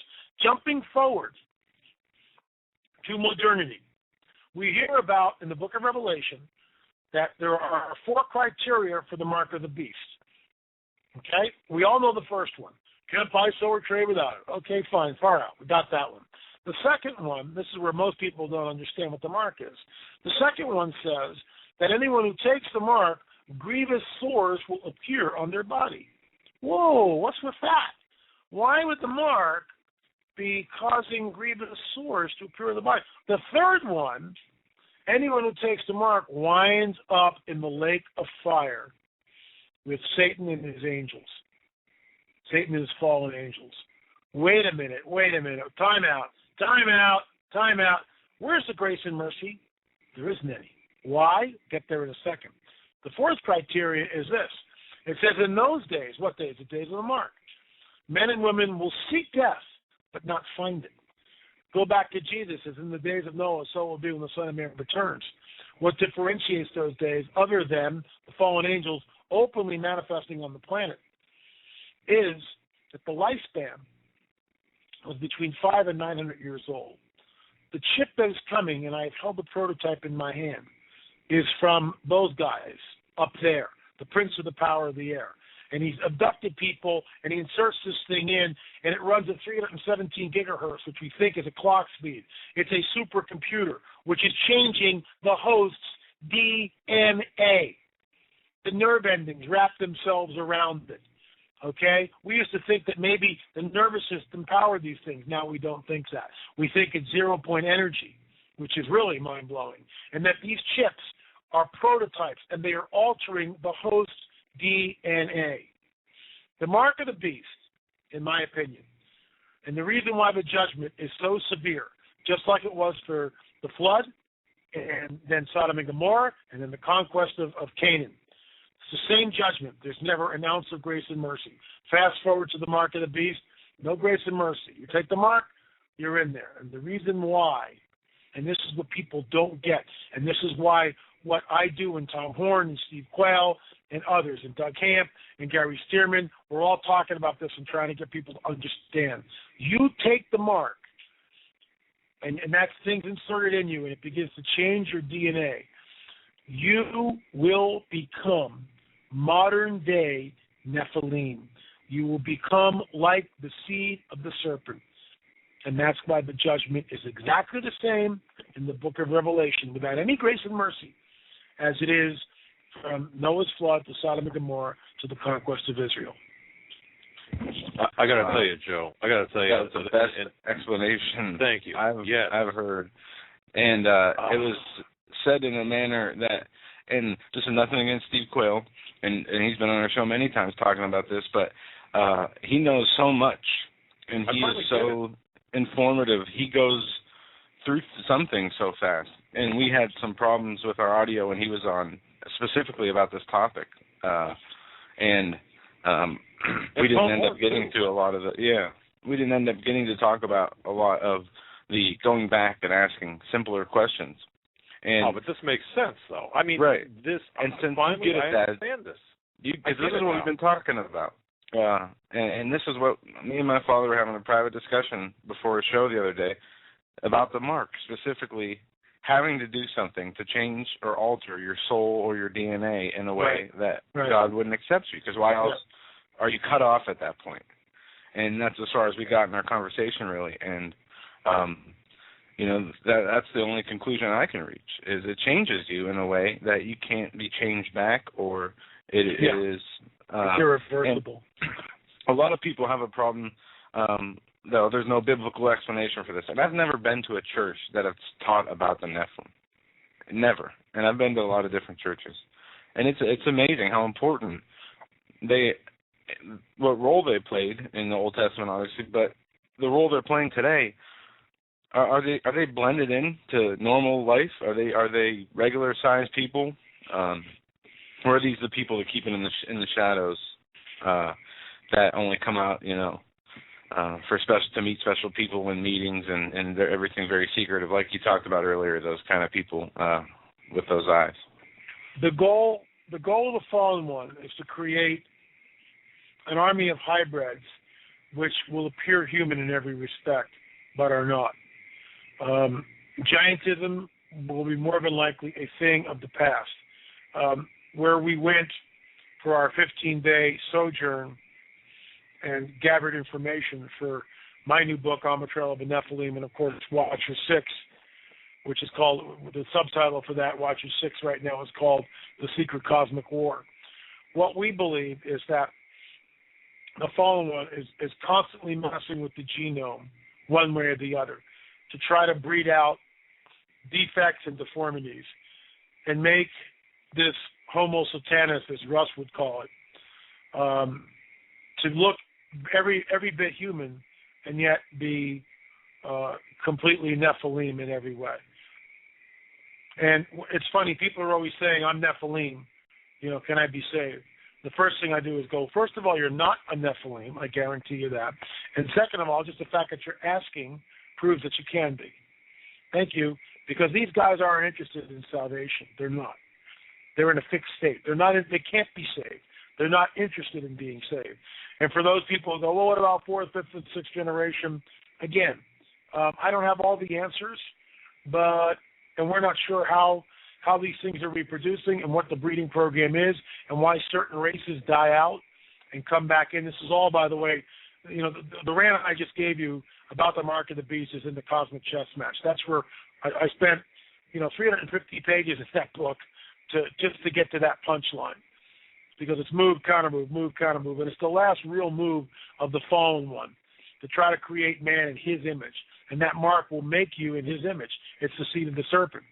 But we know that he's been doing this stuff literally for thousands of years, and we believe we have found some of the residue of that. I just ordered that book, by the way, and ladies and gentlemen, I highly recommend. I just now did that, and I got to figure out how to add the lecture series to my cart, but I'll do that. I'm dangerous behind a computer, by the way, in case you haven't noticed. But Mr. Marzulli, we had I was, Joe, and you remember this, an intelligence source very close to me had related a story, sent me a write-up about his experience with I think what you're talking about, and it was posted on Steve Quayle's website, but I'd like you to take a look at it, because this does have my intelligence source was close to an investigation in London where a scientist was investigating the DNA of a subject that there were, I don't even know how to explain this to you, the DNA strands that were being examined seemed to be wound more tightly than normal, and normally there are 10 rungs per complete twist of the double helix, but in this case the DNA was wound more tightly, plus there appeared to be like a third DNA strand, which it wasn't. It was identified as like a parasite as opposed to it wasn't a third strand at all. It was a silver-like, thread-like, semi-transparent, serpentine-like parasite of very small proportions. Now, this is on record, by the way. I've seen the photographs of the evidence collected, and I'll just leave it at that. But I guess what I'm saying is this what we're talking about here? I mean, I guess that was kind of a very poor question. The DNA changing aspect that you're saying. Yeah. Well, this whole thing comes from these enlightened ones. Like, for example, some people think that they're the gods. They're the ones that came down from, right. And that we are the cattle. We are the So they're told the story. The story's passed down through their families as they are basically from Eve is their mother, but Adam is not their father. Mm-hmm. And there was a confusion, a cosmic confusion. That's what they were told, by the way. Yes. Not that that's true. The Bible is false, and the God they worship is real. And but they are using the King James version of the Bible as their platform game plan. In fact, they know the King James version of the Bible better than most people do, or most Christians do. But that said, there was this write-up, this evidence collected that what this person, this illuminated one, if you will, had was not he or she was not special except that there was a parasitic host in there. That sounds an awful lot like what you were just describing, Mr. Marzulli. What I'll do is I'll send you a PDF copy of what I'm talking about for your review. I'm very interested in seeing, absolutely. But this comes from a first person account from an investigator, in fact, inside the government at the time, dealing with this investigation in London and also here in the United States. It's just an incredible story. But the fact that you mentioned this about the changing of the DNA, man, that now I understand this. Yeah. Thank you so much. If we could even go back further, and Mr. Marzulli, because some people still don't understand, and I still don't understand.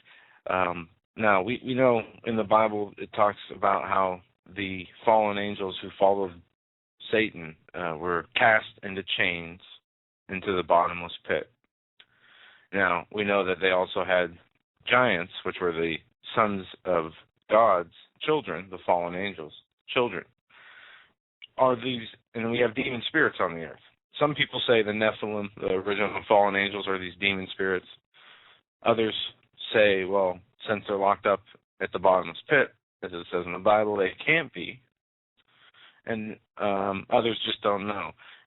Or some say that the giants, the Nephilim, the offspring, they're the demon spirits that roam the earth. And we know Jesus cast out a legion of demons in a man at a cemetery, into pigs. That's one of the more popular stories about demons. Do you have any idea, either way, if the fallen angels are still locked up at the bottomless pit? Yeah, I again, okay. Absolutely. I talk about this endlessly and try to tell people what I think. Let me get a sip of water here. But first of all, there are only 200 angels that fall on Mount Hermon in the days of Jared, according to the Book of Enoch. Those are the angels which are changed. Okay, the other fallen angels are not.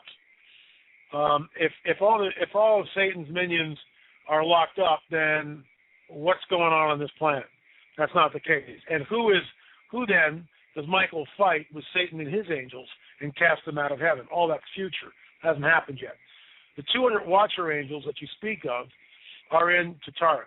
They're there. They're chained. When Jesus, interestingly enough, descends into the bowels of the earth, he goes into the lower places, as Peter says, right? Why does he do that? Bullinger, who's a theologian from the last century, basically states that it's a proclamation. He basically goes down and tells the 200 watcher angels that are chained there, hey guys, there's no jailbreak. I got the keys to life and death right here. You're not getting out. That's what he does. It's a proclamation. There's not going to be a jailbreak. Checkmate. Your boy just lost. I won. No one understood the cross. This is all in the cosmic chess match. So he goes down and he proclaims to the fallen ones that are there. Then he leads the souls of men who were in what is known as Abraham's bosom and sets those free. Sheol had two compartments. He sets the righteous ones free, and they go with him. He leaves captivity captive. He brings them. He leaves the captives out of that place. Fallen angels are not demons, and demons are not fallen angels. Fallen angels can manifest openly. Demons need something to inhabit to manifest. Perfect example, you already brought it up. The man of Gadara, who is demon-possessed, and Legion, we are many. Okay, cast us out. Don't send us to the pits, not our time. Whoa, that's huge. What do you mean it's not your time? How do the demons know it wasn't their time? And that gets into a whole 3-hour discussion, which I won't get into, but it's in the cosmic chess match. The fallen one can see through space-time further than we can. And the demons know that the fact that Jesus is here, they know what the earth is going to look like towards the end. They know that. And this is the time where Jesus is, doesn't look anything like it. So they know this isn't our time. They can see that. That's conjecture on my part, but it's based on, hey, it's not our time yet. How else would they know it's not their time? Unless they can look around and see that, oh, well, look how primitive everything is. There's no cars. There's no airplanes. No. We've seen the future, and this isn't it. It's not our time. Don't send us into where? the abyss. So Jesus then sends them into a herd of swine. They manifest in the swine. The swine rush off the cliff and drown. Demons need something to manifest in. Need something to inhabit, rather, before they manifest. Fallen angels do not. So fallen angels, the 200 that descended in the days of Jared on Mount Hermon, were chained up and locked up. The rest of them are not. Satan is outnumbered 2-1, according to Chuck Missler, according to the Bible. Let me rephrase that. Satan is outnumbered 2-1, according to the Bible. Chuck Missler believes, as I do, that there is a breeding program going on. Because the fallen one is outnumbered, he is desperately trying to bolster his forces by adding hybrids. And that's what this whole thing's about. That's what's going on. That's what the abduction scenario is about, the breeding program, the black-eyed kids, and the hybrids that we are seeing. It all goes back to that same thing. And this is why the Nephilim and understanding the Nephilim is so key. Because unless we understand who these guys were, what the plan of the enemy was back then, why does Jesus say it's in the days of Noah? Out of all the Tanakh he could point to, he points to, it's in the days of Noah, we'll be back when I return. Which immediately begs the question, what differentiates those days is the fallen angels having sex openly, creating a hybrid known as the Nephilim. Is it the same type of stuff going on today? Are they producing giants? No, I don't think they are anymore. Our DNA has gotten weaker. That's why they're having trouble. And they keep trying and trying and trying. Back in Noah's day, too, this technology was greatly increased, and people were flourishing, and all this came about. And the Book of Enoch, you mentioned that. I've read that many times, and I agree with the Book of Enoch. I actually studied the history of it. A lot of people discredit it and say it's not in the Bible, and there's people that try to debunk it out there. But nothing I've read in the Book of Enoch contradicts anything in the Bible. Now, I agree. It's even been referenced. A lot of it's been read. Jesus read it and referenced it. It's referenced in the Bible. Also, it was found in the Dead Sea Scrolls, and there is so much information in there. What do you say to the people who would say the Book of Enoch is something that is extra biblical and should not be taken as scripture? I say that it's quoted in Jude, Peter, Paul alludes to it in 1 Corinthians. I also say that the Book of Enoch is referenced or directly quoted 70 times in the Old Testament. Found in the Dead Sea Scrolls, read by the Church Fathers.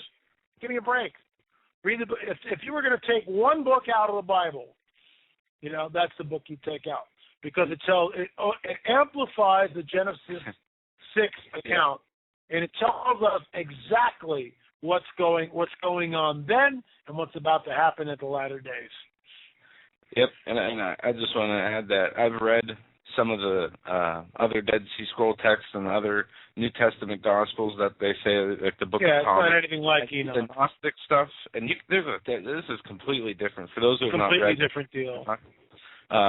The book is the most spiritual book ever, and it explains creation, explains how the sun and the moon work and the stars work, what portals they go into, and what times and seasons. And it's a fascinating book. But I want to thank you for explaining that, because there are a lot of people who won't go there or are afraid to go there because it's not in the Bible. Right. And if we can go back to the Garden of Eden. You mentioned, Mr. Marzulli, you mentioned too. I think you the way you put it really doesn't matter what happened, or maybe you even debunked the serpent having relations with the beguiling Eve and the big controversy about what that means. Was that where you're going, Joe? I mean, I guess I interrupted that question that you were going to ask, but is that no? Go ahead. No, well, I guess, Mr. Marzulli, is that even relevant to ask that question? Did something happen in the garden with Eve and the serpent, or the fallen one, or whatever, to create that? I'm very familiar with that, And the lone scripture which says Cain was of the evil one. Okay, and I get that. And that they base this whole serpent seed doctrine, and that pollutes the whole genome and the line and all this other stuff. And Cain killed his brother Abel. That's not what we're looking at. It says very specifically, Adam knew his wife, and she bore a son and called him Cain. How do you deal with that? I mean, Adam knew his wife. I mean, you can't. I'm not. It's real simple. A 13-year-old can understand that. Adam knew his wife. She conceived. Called him Cain. So the only way we can get there is go, well, it says over here Cain was of the evil one, and somehow this was taken from the Bible. So no. Nothing's been taken from the Bible. Because later on in Genesis 6, we find that the sons of God, the Bnei Elohim, the fallen angels, see the daughters of men, and that's where the mischief starts. And everybody's wiped out except for 8 people. That's where the mischief starts. Not where Sherry Shriner and others of her ilk, go. Okay, which I appreciate that. Sometimes I feel like I'm back in elementary school. I've got to have somebody tell me 2 or 3 times. But I think it's an important distinction. I think a lot of people, there's just so much misinformation out there. The way you present this is probably one of the most concise explanations I've heard. Well, I really appreciate that. Thank you. Coming from you guys, I really appreciate that. That's great. Well, yeah. Well, it's straightforward. I want to say this. We have a live chat, and there's about 500 people in there now almost. And we've had many shows on this topic before. I've never seen, and there's a lot of it's argument over scripture and different things like, which way a verse can be interpreted or about books. But there's no arguments really tonight. And it's amazing. The way you explained it is the way I understand it. And I couldn't have said it any better or, and it's just amazing. It's fantastic. Praise the Lord for that.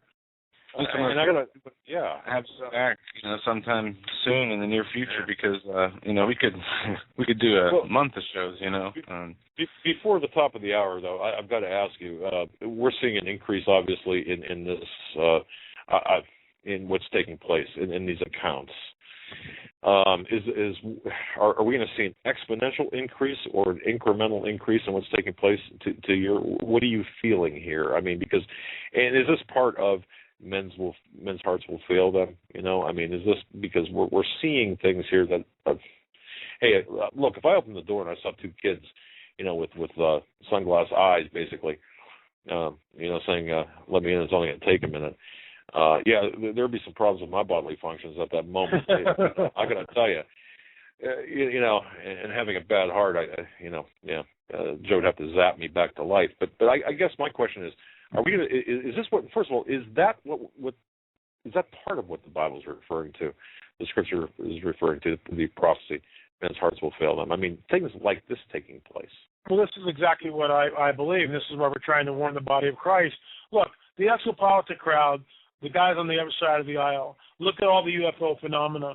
And, they're going, wow, can't wait till they land. Can't wait till they reveal themselves. Hooray! All religions will follow their own way. And you know what? They're right. All religions will follow their own way for the most part. Because we don't have time to get into this thing, but it ties back into Darwinism and how Darwinism sets up the paradigm shift and weakens Christianity in that particular worldview. In that paradigm, it's being espoused and promulgated by universities, by academia. It's literally everywhere, the Darwinian paradigm, and it's just a theory, and it's never been proved.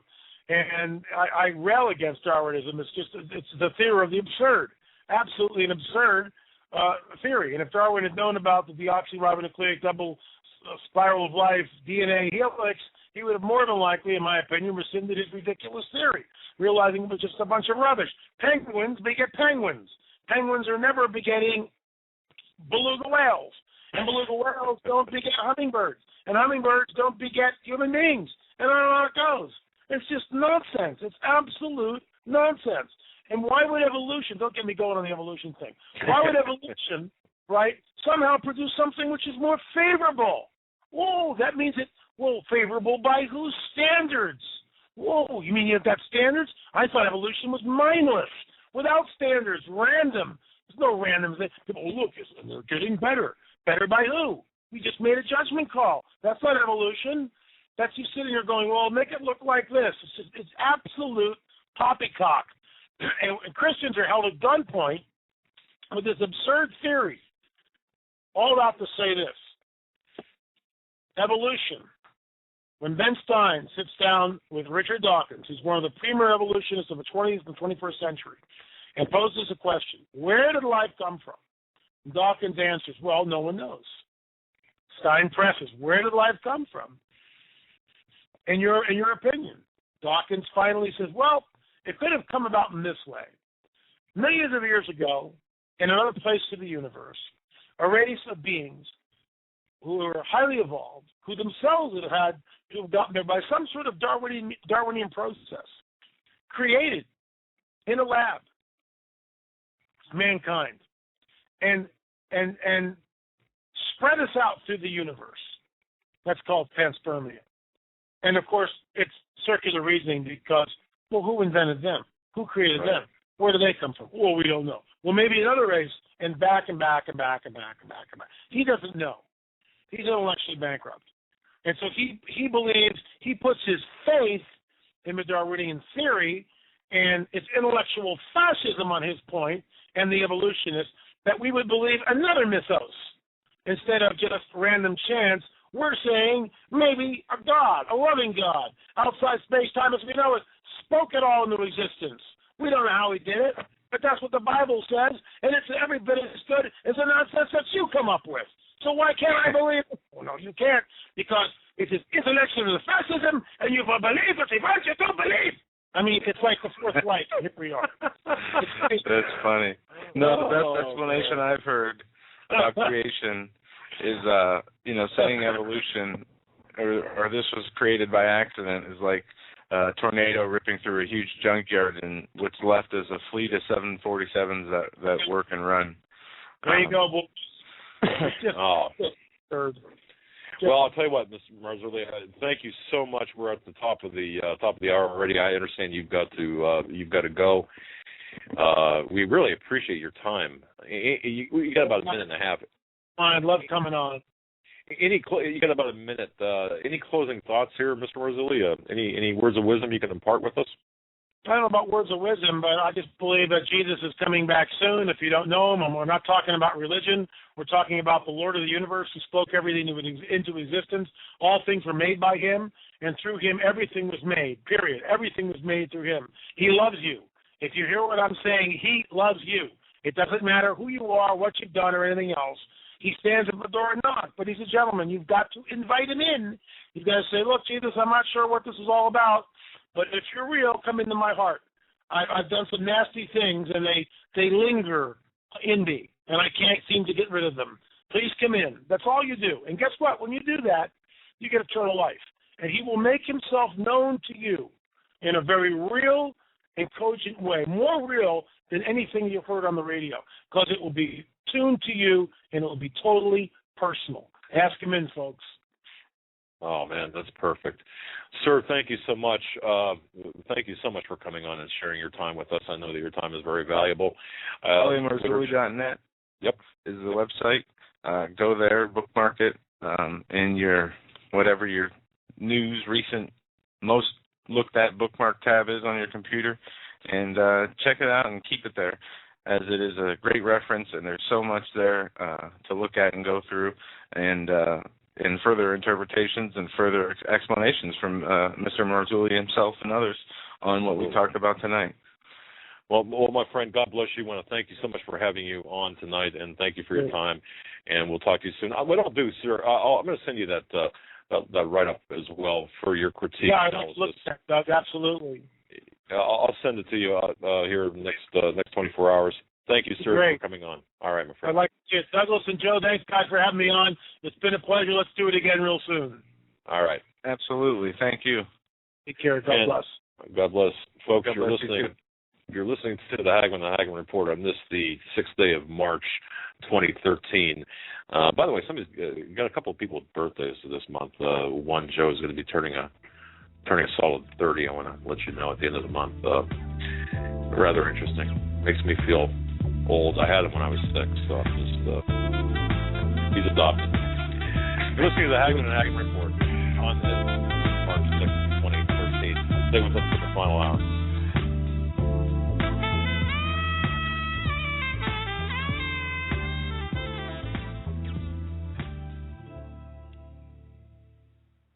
Hi folks, Doug Hagmann here. You might know me as the co-host from the Hagmann and the Hagmann Report, or as a frequent guest on Coast to Coast AM with George Norrie. If you're like me, you're tired and confused over today's headlines. You just don't know where to turn for accurate, concise information about really what's going on, what's truly going on in today's society. If you don't know where to turn for accurate, well-researched, and properly vetted news, I've got a suggestion.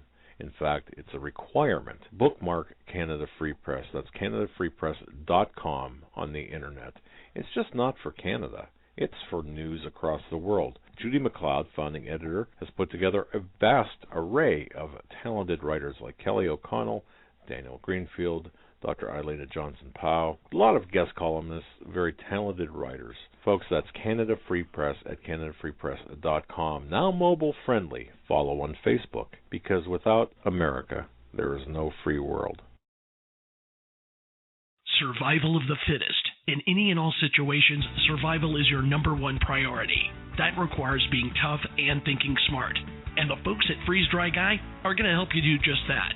They have the long-range patrol ration entrees, what they call the Brick Pack. When you're in survival mode, it is absolutely the best item for your survival pack or bug-out bag. You can go farther, faster, and carry more food with the LRP cold weather ration entrees. Not only do these long-lasting, durable entrees help sustain you or your family through the harshest environment or situation, they are by far the most delicious of their kind. No contest. With a variety of tasty entrees, you can't beat the LRP Brick Packs. Let Freeze Dry Guy help you in your survival situations. Go to freezedryguy.com. That's freezedryguy.com, or call 866-404-3663. That's 866-404-FOOD. If you're stumped, you don't know what kind of gift to give to a friend or a loved one, I'm telling you, you must go to 4physics.com. That's the numeral 4, PHYSICS.com. This is your one-stop shopping palace. That's the only way I can put it. I could spend easily an hour on this website. Innovative, fun, educational. There are games, books, weather instruments, unique time-telling devices, jewelry, optical devices, laboratory equipment. Let me give you an example. We all know we can tell time with a sundial. You've seen those advertised. Did you know that you could tell time by the stars? At 4physics.com, you can buy a horologium nocturnum. This was a navigational device used in the 15th century by navigators at night to tell time by the stars. It's beautifully crafted in the shape of a pendant made of bronze and pewter or gold and silver. Absolutely a stunning gift. I would be proud to give it to anyone. You must go to 4physics.com. Even if you're not stumped, that's 4physics. That's the numeral 4, PHYSICS.com. It's your one-stop shopping palace. Any problems that you have, I don't know what to get Grandpa, I don't know what to get my loved one, that's unique, you will find it at 4physics.com. Please take my word for it. Go to the website, but give yourself a lot of time because you're not going to want to leave. 4physics.com. Folks, I want to tell you about a sponsor of ours. Well, maybe not. Maybe I will now. All right. Thanks, Joe. I want to tell you about a sponsor of ours, Granlund Firearms.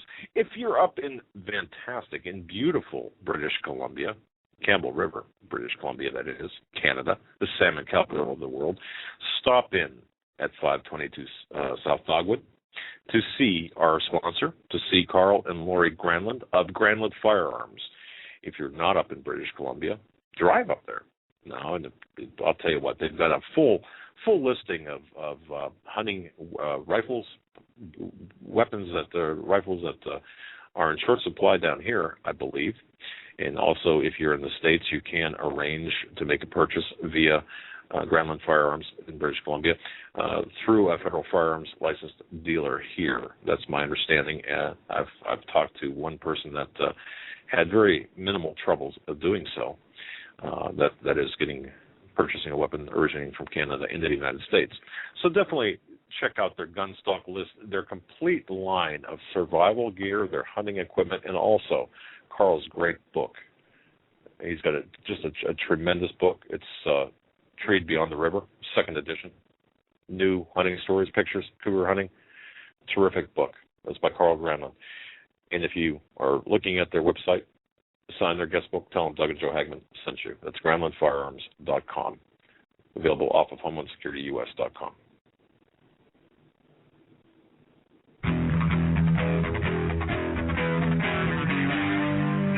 Doug Hagmann. One guy that doesn't need a bullhorn to get your attention. You want answers. I want the truth. You can't handle the truth.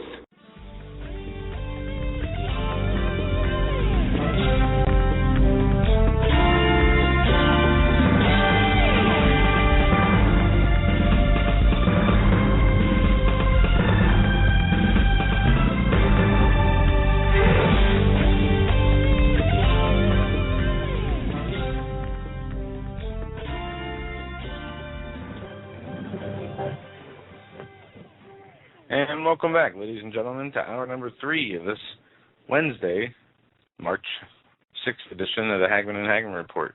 I do not know what day it is. It has been a long 48 hours for me. And just to fill you guys in a little bit, my wife had some minor surgery done. She's doing okay. And I'll leave it at that. But that's what I was busy doing. And so it wasn't a super secret operation. It wasn't that. Oh, all right. But I just keep it acceptable, and it's not really important. Everything's fine. But I got to tell you, not sleeping and then going to the hospital at 5 in the morning to do a operation and staying the night in there. Coming out. Did you do the operation? Did you do it, or? No, I didn't do the operation myself. All right. The doctor asked if I could help, and I said, I don't have sturdy hands like that.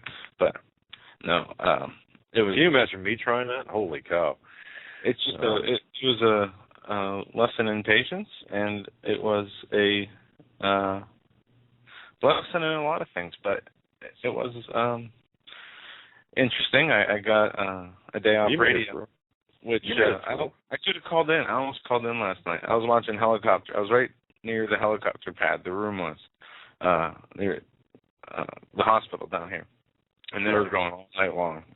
So I was just watching helicopters. Yeah, up in the upper rooms there, and you could see the whole. I had a south view. You could just see for 40, 50 miles. You could see these things coming in. Wow. It was pretty neat. Well, I got to tell you, Joe, L.A. Marzulli, what a tremendous lecturer, speaker, and I couldn't get past his ambiguity. No, I'm just kidding.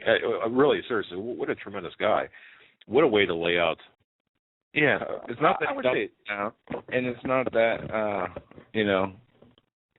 no, it was bad in any way or unintelligent. It was very intelligent. It was just different style and different way of articulating information, right? And some people understand, some people better. You know what I mean? That's a subject that is so hard for me to get. Look, I'll tell you what, folks. I got to tell you this. This is a subject that's so hard for me to understand. And really, you understood some things. Oh, the lights went off. Yeah, the light bulbs went off upstairs. And given the fact that for a year now, it's been a year, I still can't operate the radio equipment, but I can understand now. Suddenly, I can understand this concept of the Nephilim and Genesis 6 giants and the flood, and I can understand this now. And it's I don't know if it was his delivery or what it was, but now it's easy. Plus, I did order his book because I've got to read this. And I've got Steve Quayle's book here. I've read that, but for whatever reason, mental block. I don't know. It's just wow, it's good. But the one thing I gotta say, okay, and I'm serious about this. If you do see me running anytime, any place, I'm good for about 10 seconds in running full out 10 seconds, and then I'm looking for an oxygen tank. But Unless you run away from spiders, then you got extra 5 seconds. Spiders are those the children he was talking about. I mean, just picture that. You being on a road. I mean, it'd be like an episode from the Twilight Zone. Being on a deserted road and having all of a sudden this hybrid with, you know, I mean, holy moly. I told you, we talked before the show last week or someday, and I told you I heard a story about this. And it's just so weird. I don't listen to you. No, I'm just. No, you don't. That's probably the most truthful statement you had to tell you all night. No, I'm kidding. But what was I doing? You don't listen. I mean, doing something. The same way I don't listen to you. Like when we hear each other, we hear what each other is saying, but we don't interpret it, or it doesn't click with us. It's not going. Man. We're not feeling what Yours, like some people say something a certain way, and you completely understand not only what he's saying, but the interpretation of it, and then some people say the same thing in a different way, and it just resonates better with different people. And I found tonight that you and some other people definitely understood it, and those who already understood it, were saying yes. See, I told you. I mean, that's what they were saying. But and I'm thinking here, okay, if I would answer my house, if I was at home and answer the door, and I drew down on these kids, all right, and would they disappear? Would they run away? Would they, I mean, you can't shoot them, I guess, right? I mean, no, it's probably frowned upon, right? Yeah, and I was thinking of something the other day. Everybody says we're three-dimensional. The three-dimensional world. Some say four-dimensional, six-dimensional. I've heard, Well, time's not a dimension. I don't believe time is a dimension, though. I think it's just two dimensions. I think it's spiritual and physical. And, that's all there is to it, but there's probably different layers. There's obviously veils and layers in those two sides. Holy cow. I don't know. I think we're going to have to go to the phone to get some information. But you're right, though. I mean, it's good versus evil. Yes. No, I've been doing some reading the last couple of days, and I could talk forever anyway, but just on some things I wrote down on my notes, some interesting Bible verses, some interesting quotes from other books, and other research I was doing. There is what is important and what is not important in today's news, as we talk about. And we'll go to the phone, 661-244-9839, if you want to call in, 661-244-9839. And I need some pressurization. We'll take calls. But Rand Paul's filibustering, as you said earlier, right? The nomination of Brennan. Said he's going to talk. I'm sorry. When I kind of goofed that up in my tirade, I should have mentioned about that. But brought Brennan into the picture. That's what that filibuster is about. Brennan shackled, and Brennan, instead of being considered for an appointment, should be served papers, should be incarcerated until trial and tried for crimes. I mean, that's my opinion. Yeah. But, I mean, how many of the people in the legislature, the House of Representatives, the Senate, the executive branch, the different government federal agencies under the umbrella of the DHS and the executive branch should be, most should be tried, and most probably would be imprisoned if appearing in front of a jury of regular citizens, who work every day for a living. But you know what? As gas prices go up at the pump when they go down, gas went down again today. Hit it like not an all-time low, but some kind of low. Monthly low, a yearly low, low for 2013. Below down 90 or below $90 a barrel. Yeah, gas went up 10 cents. Gas station down the street. 2 nights ago. Oil the price down. Was gone. All right, I got you. No, right. Wow. Things are upside down and backwards. The sequester stuff. Remember we had Janet Napolitano saying there's going to be terrorist attacks, and the TSA waits are going to be so long, the delays are going to be excruciating, and people are going to miss their flights, and just all heck's going to break loose. So this report from the London Telegraph, airport contradiction, Airport contradicts Napolitano's sequester claim. Airports have denied a claim by Janet Napolitano that the sequester is causing long delays for travelers at security screening checkpoints. Now, I know there's been articles about long lines, but has anybody, I mean, I have not been watching news, reading news, anything. Has anybody seen these long lines? Or Well, let me stop you there for a second. Cordial. No, we had a caller last night, a pilot, and Joe, I got to tell you, and he pointed out a breaking news item or a news item that appeared earlier in the day, where now they're going to let you take on box cutters essentially on the aircraft. Somebody said something about using knives, allowing knives on the plane. I'm not sure where I heard that, but well, I got to tell you this, and I'm going to speak to for every citizen, anybody who's going flying can bring on box cutters. Well, yeah, a knife with a certain, I guess it's like a 2-inch blade you're allowed to have, a retractable blade. Old ladies still going to be beaten up over cups of pudding? Or is that stuff going to go away too? Just specifically the weapon. Well, you can bring golf clubs and stuff on too. No, I was serious when I asked that question. I didn't know if there's like a let up on allowable items, like a big list, or if it's just box cutters. No, it's knives. It's edible, explode. I mean, seriously. No, it's knives. You can bring on with a blade with a certain length and it's retractable. It's lacrosse gear or golf clubs and things that don't make any sense. And I just want to say this real quick. I'm a hardcore conservative, social, fiscal conservative, and I'm looking back now at the Bush administration and at the various so-called conservatives, in history, and I'm looking at them with a great degree of contempt. Yeah, for putting us where we are right here. Yeah. No, I'm sorry about that, but we're going to phone calls. It'd be funny to read your phone number off and take your call. No, 973. You're live on the Hagmann and Hagmann Report. Gentlemen, good evening. Great show tonight. I'm relatively new to the Hagmann and Hagmann Report, and I absolutely love your show. I've heard L.A. speak many times in the past, and I think he's right on the mark. My question was, I couldn't understand who the author was that he was referencing for the Black-Eyed Kids. Oh, yeah. Yeah. I did a quick search, and I saw two. I saw it was T.S. Wood, and there was another one that I saw was Weatherby. But I don't know which author he was actually referencing. I was hoping maybe you guys caught that. I know he also mentioned. I'm looking in the chat room. I don't. Yeah, I posted a question like 3 times, and L.A. did mention the author. So the author is in his Watchers 5 DVD.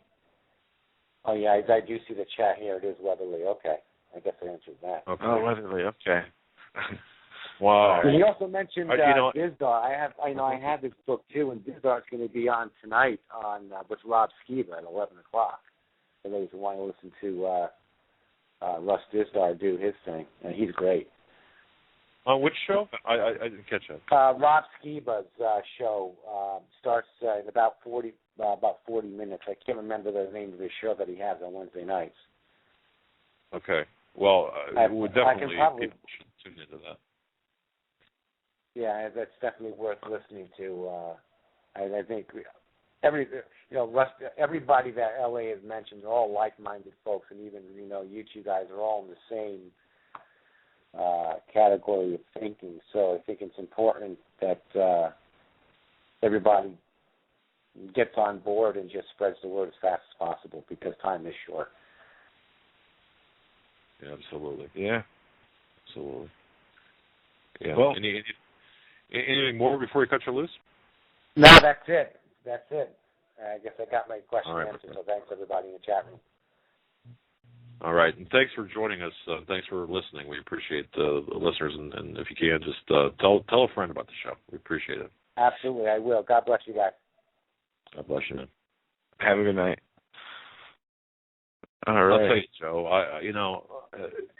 I was thinking today, I was just thinking today about all of this, and you hear people talking about how bad things are, but you don't hear the spiritual part of this. The spiritual, you hear the political side, you hear the economic and practical side, but you don't hear the spiritual part of this. No, and you hear the political side. That's all you hear from any news outlet. Yeah. They don't cover the real issues. And then even look at the churches. You don't hear the spiritual element in the churches. That's true. Think about what was just talked about on our show. And I know that, you can't spend all your time at church talking about Nephilim, but when they are prophesied about, when things are prophesied about taking place again in the times that we are going to see, it is a relevant topic, something that needs a base knowledge about. We as Christians need a knowledge about. And not only do we need a knowledge about it, but really when you get into that information, you open up a can of worms you really can't close, because then you start asking questions about these things, these Nephilim. Well, where did they come from? Who are the fallen angels? Well, then it really gets interesting. I mean, you get in, and this is what people don't understand when they read the Bible. A lot of people see the Old Testament like I do sometimes, and definitely used to. It seems very boring at sometimes. It's hard to read. And I was like that forever. But at some point it changed, and now the stories are more interesting than anything that's on TV. I mean, to me, it's a historical treasure. The Old Testament is actually a treasure of history. Now the Old Testament and the New Testament, I mean, everything. But just trying to learn, trying to understand the different points in history that the book covers, the mindsets of the people throughout those points in history, what they were up against. And the days of Noah, well, the earth was filled. And when I say filled, I don't know what the earth looked like. I don't know what filled was back then, but we're talking about, as well, the book of Enoch says, and the Bible also states about the use of weaponry. Technology was handed down by these fallen angels to the people, and you learn how to work metals, and they learned how to do different things to where they did have technology. Okay, so that all was before the flood. So you're talking about you're talking about thousands of years ago. I guess I don't know what their technology consisted of, how far they got. Could they have computers? Who knows? One would say no, but there's a lot of archaeological finds that are very interesting. I'm not talking about, I don't know how to explain it. One thing what I'm talking about is ancient artifacts found in the ground, not in North America. I'm talking about in near Israel, in Syria, Iraq, former Babylon, the Medes and Persians, that kind of stuff, way back, way from the beginning. I happen to see a video by Bill Schnoblin. I think his name is Bill Schnoblin, where this guy was actually involved in Satanism. I mean, hardcore Satanist, and even vampirism and that kind of thing. And he was giving a lecture at the Prophecy Club. This must have been probably from dating back to like the mid 90s, 97 I think maybe. And he was talking about different time periods, and he was talking about the pre-Islamic sorcery and alchemy, dating back to about 200 to 600 AD, which you just referenced. About technology and about that type of sorcery and alchemy and working with metals and doing all that kind of stuff. And the Satanistic or Luciferian version of that. So this is like what we talk about. And Bill Schnevelin was talking about how Masonry and Illuminism connects. They're intertwined, and so this is all connected.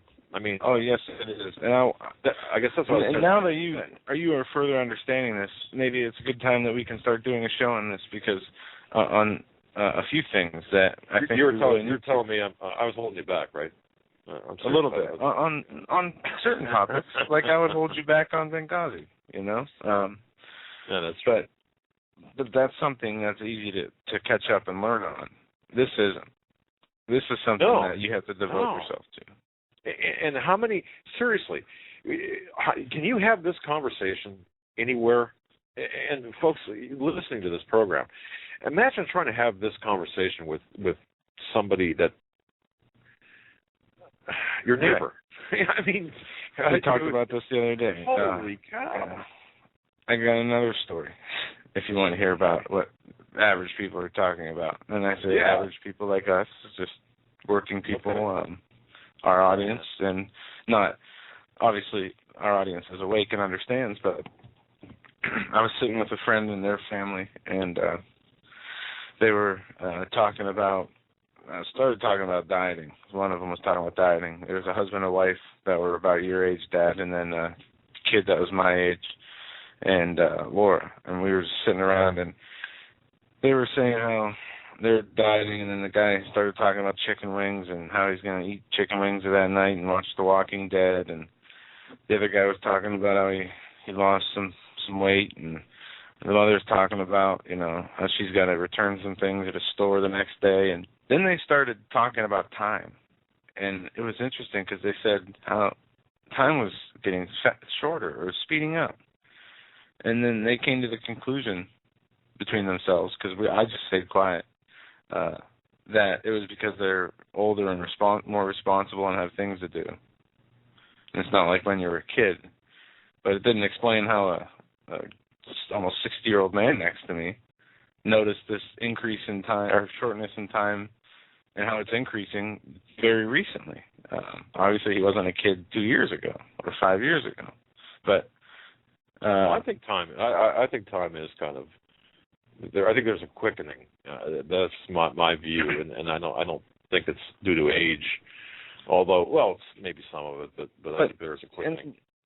And then they go back to start talking about, there haven't been good movies out lately, and what have you seen lately? And it's mindless garble. Speaking of movies, Joe, I mean, talk about it's programming, though. What we're seeing is there's such a short period of time on Earth, right, to learn, because if you don't learn early enough, it's so hard to relearn, and I've learned that the hard way. But to be taught everything that's wrong about this world, about how it started, about what's right about it, about what's going to happen. This is what we see, our society. A bunch of people who talk about things that are worthless. We talk about physical items being worthless in the spiritual world. Don't store up your treasures on earth, store them up in heaven. Right. We're seeing people worrying about things, not even storing up treasures or doing anything but pleasing themselves, what they want to do, how they want to do it.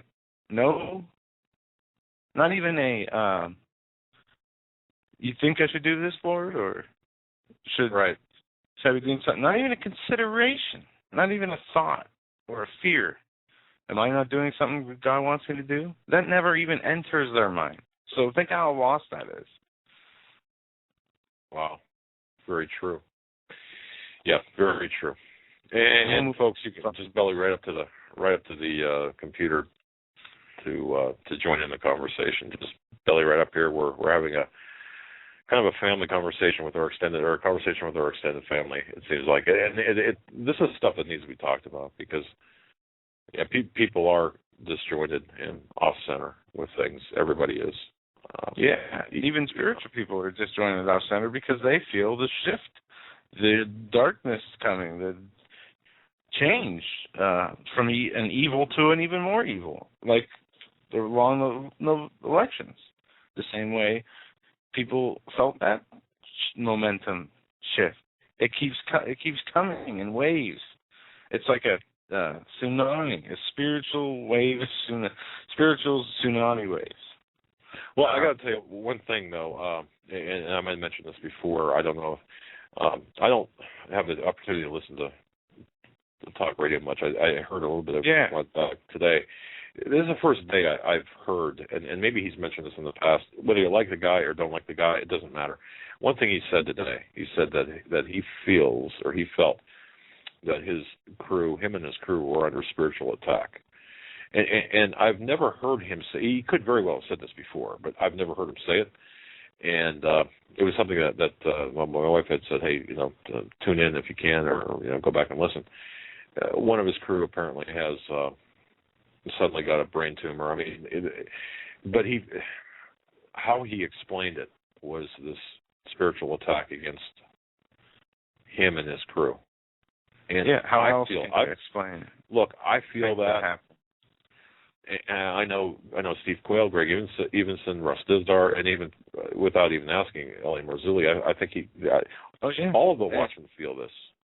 Yeah, Nathan Liao. Henry Hoover. And the closer you get to his word and his will, the more that you will feel. And actually, I got a good passage for that, but we'll take a call while I get my Bible out. All right. As we have callers on hold. Okay, we're going to go to next area code 813. You're live on the Hagmann and Hagmann Report. 813, you're up live on the Hagmann and Hagmann Report.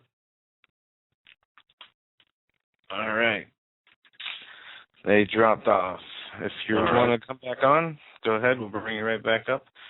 Area code 703. You're up next. You're live on the Hagmann and Hagmann Report. Hi, guys. Yeah, Good evening. Good evening. Yeah, I live in the D.C. area, and I hear things. And by the way, I think Rand Paul is doing a great job this evening. But I had a strange conversation recently, actually yesterday. I met some local Arabs. I was studying some of their beliefs as far as how the difference between the Sunni and the Shias when they're talking about prophecy, Muslim prophecy, and in particular, obviously, the Mahdi in question or their Messiah. Yep. And it is something that I think that we're, as Christians and people who are watching, better darn well get familiar with, and I mean quick. And I'll put an exclamation point on that by saying that when they walked away from me, they said, "See you on the battlefield." And I was, expressing to them my knowledge of Christ and what we're talking about as far as prophecy. And let me tell you, if you guys read what the Sunnis and the Shia believe in, you're going to see things like the date of 2015 showing up.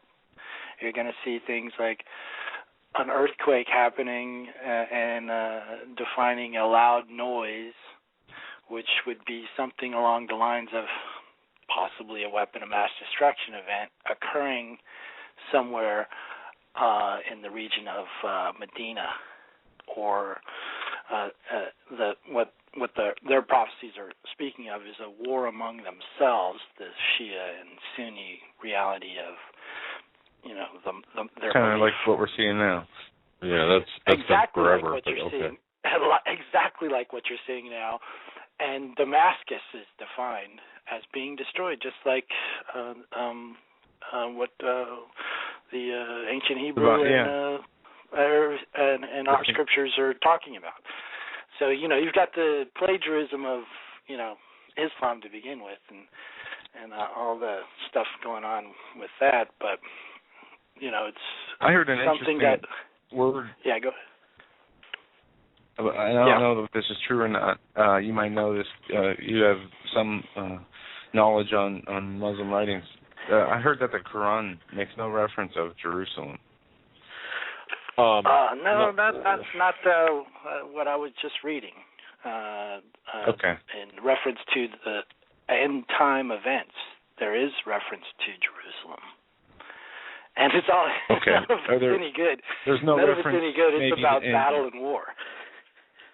Okay, maybe not in claims to the land is how it was worded. I'm not sure, but I heard that somewhere. I'm not sure where, but just wanted to know. It's Jerusalem is mentioned in the Quran. Okay, there's a myth there's a major argument theme that Jerusalem is not mentioned in the Quran, but it is mentioned. However, it's not mentioned in the context of a holy city, which is in contrast with the claims of the Muslims that they have got some holy claim or holy historical claim to the city of Jerusalem, beyond the fact that it is alleged that from the outskirts, Muhammad rode his horse and his heel struck the temple, or the Dome of the Rock. That's it. But it's contextually incorrect. But it is mentioned in the Quran. But beyond that, it's. But I'd be very careful with this, because the Imam Mahdi is going to be the savior. Is going to be the antithesis of our Messiah. Okay, I mean that's what it is. It would be like the Imam Mahdi, because we worship two different gods, contrary to what people like Grover Norquist and George Bush and other people and others say. We worship two different gods. So you've got our Jesus Christ, our Savior, for Christians, and then the Imam Mahdi or the 12th Mahdi or the 12th Imam for the Muslims. I don't know if that makes any sense, but it's just two different. Yeah.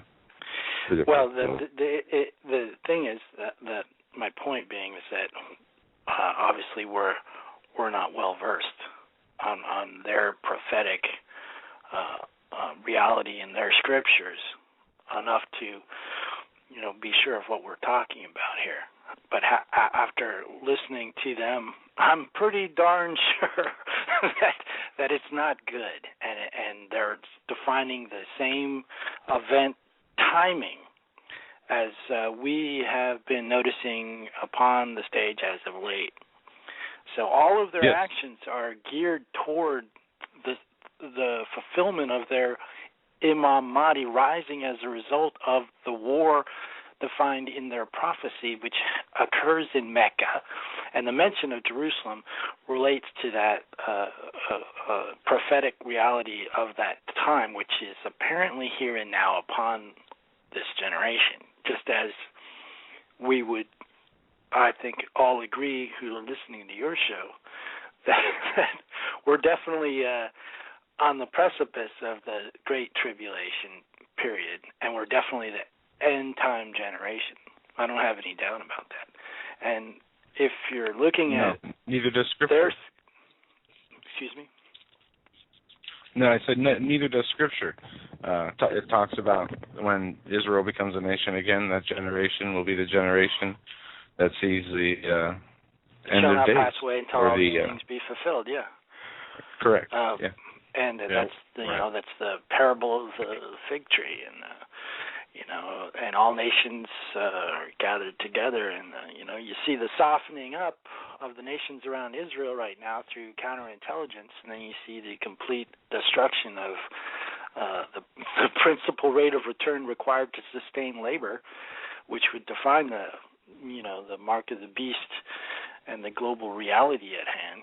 And then you throw in the Muslim Sunni factions of the Antichrist religion, and then, of course, the false prophet of, say, for instance, hey, the Catholic Church is not exactly a prime example of Christianity being merciful or having a direct order in accordance with our Father in Christ. more to the point. No, not historically. On the former, but not in any denomination, really, either in Christianity. Right.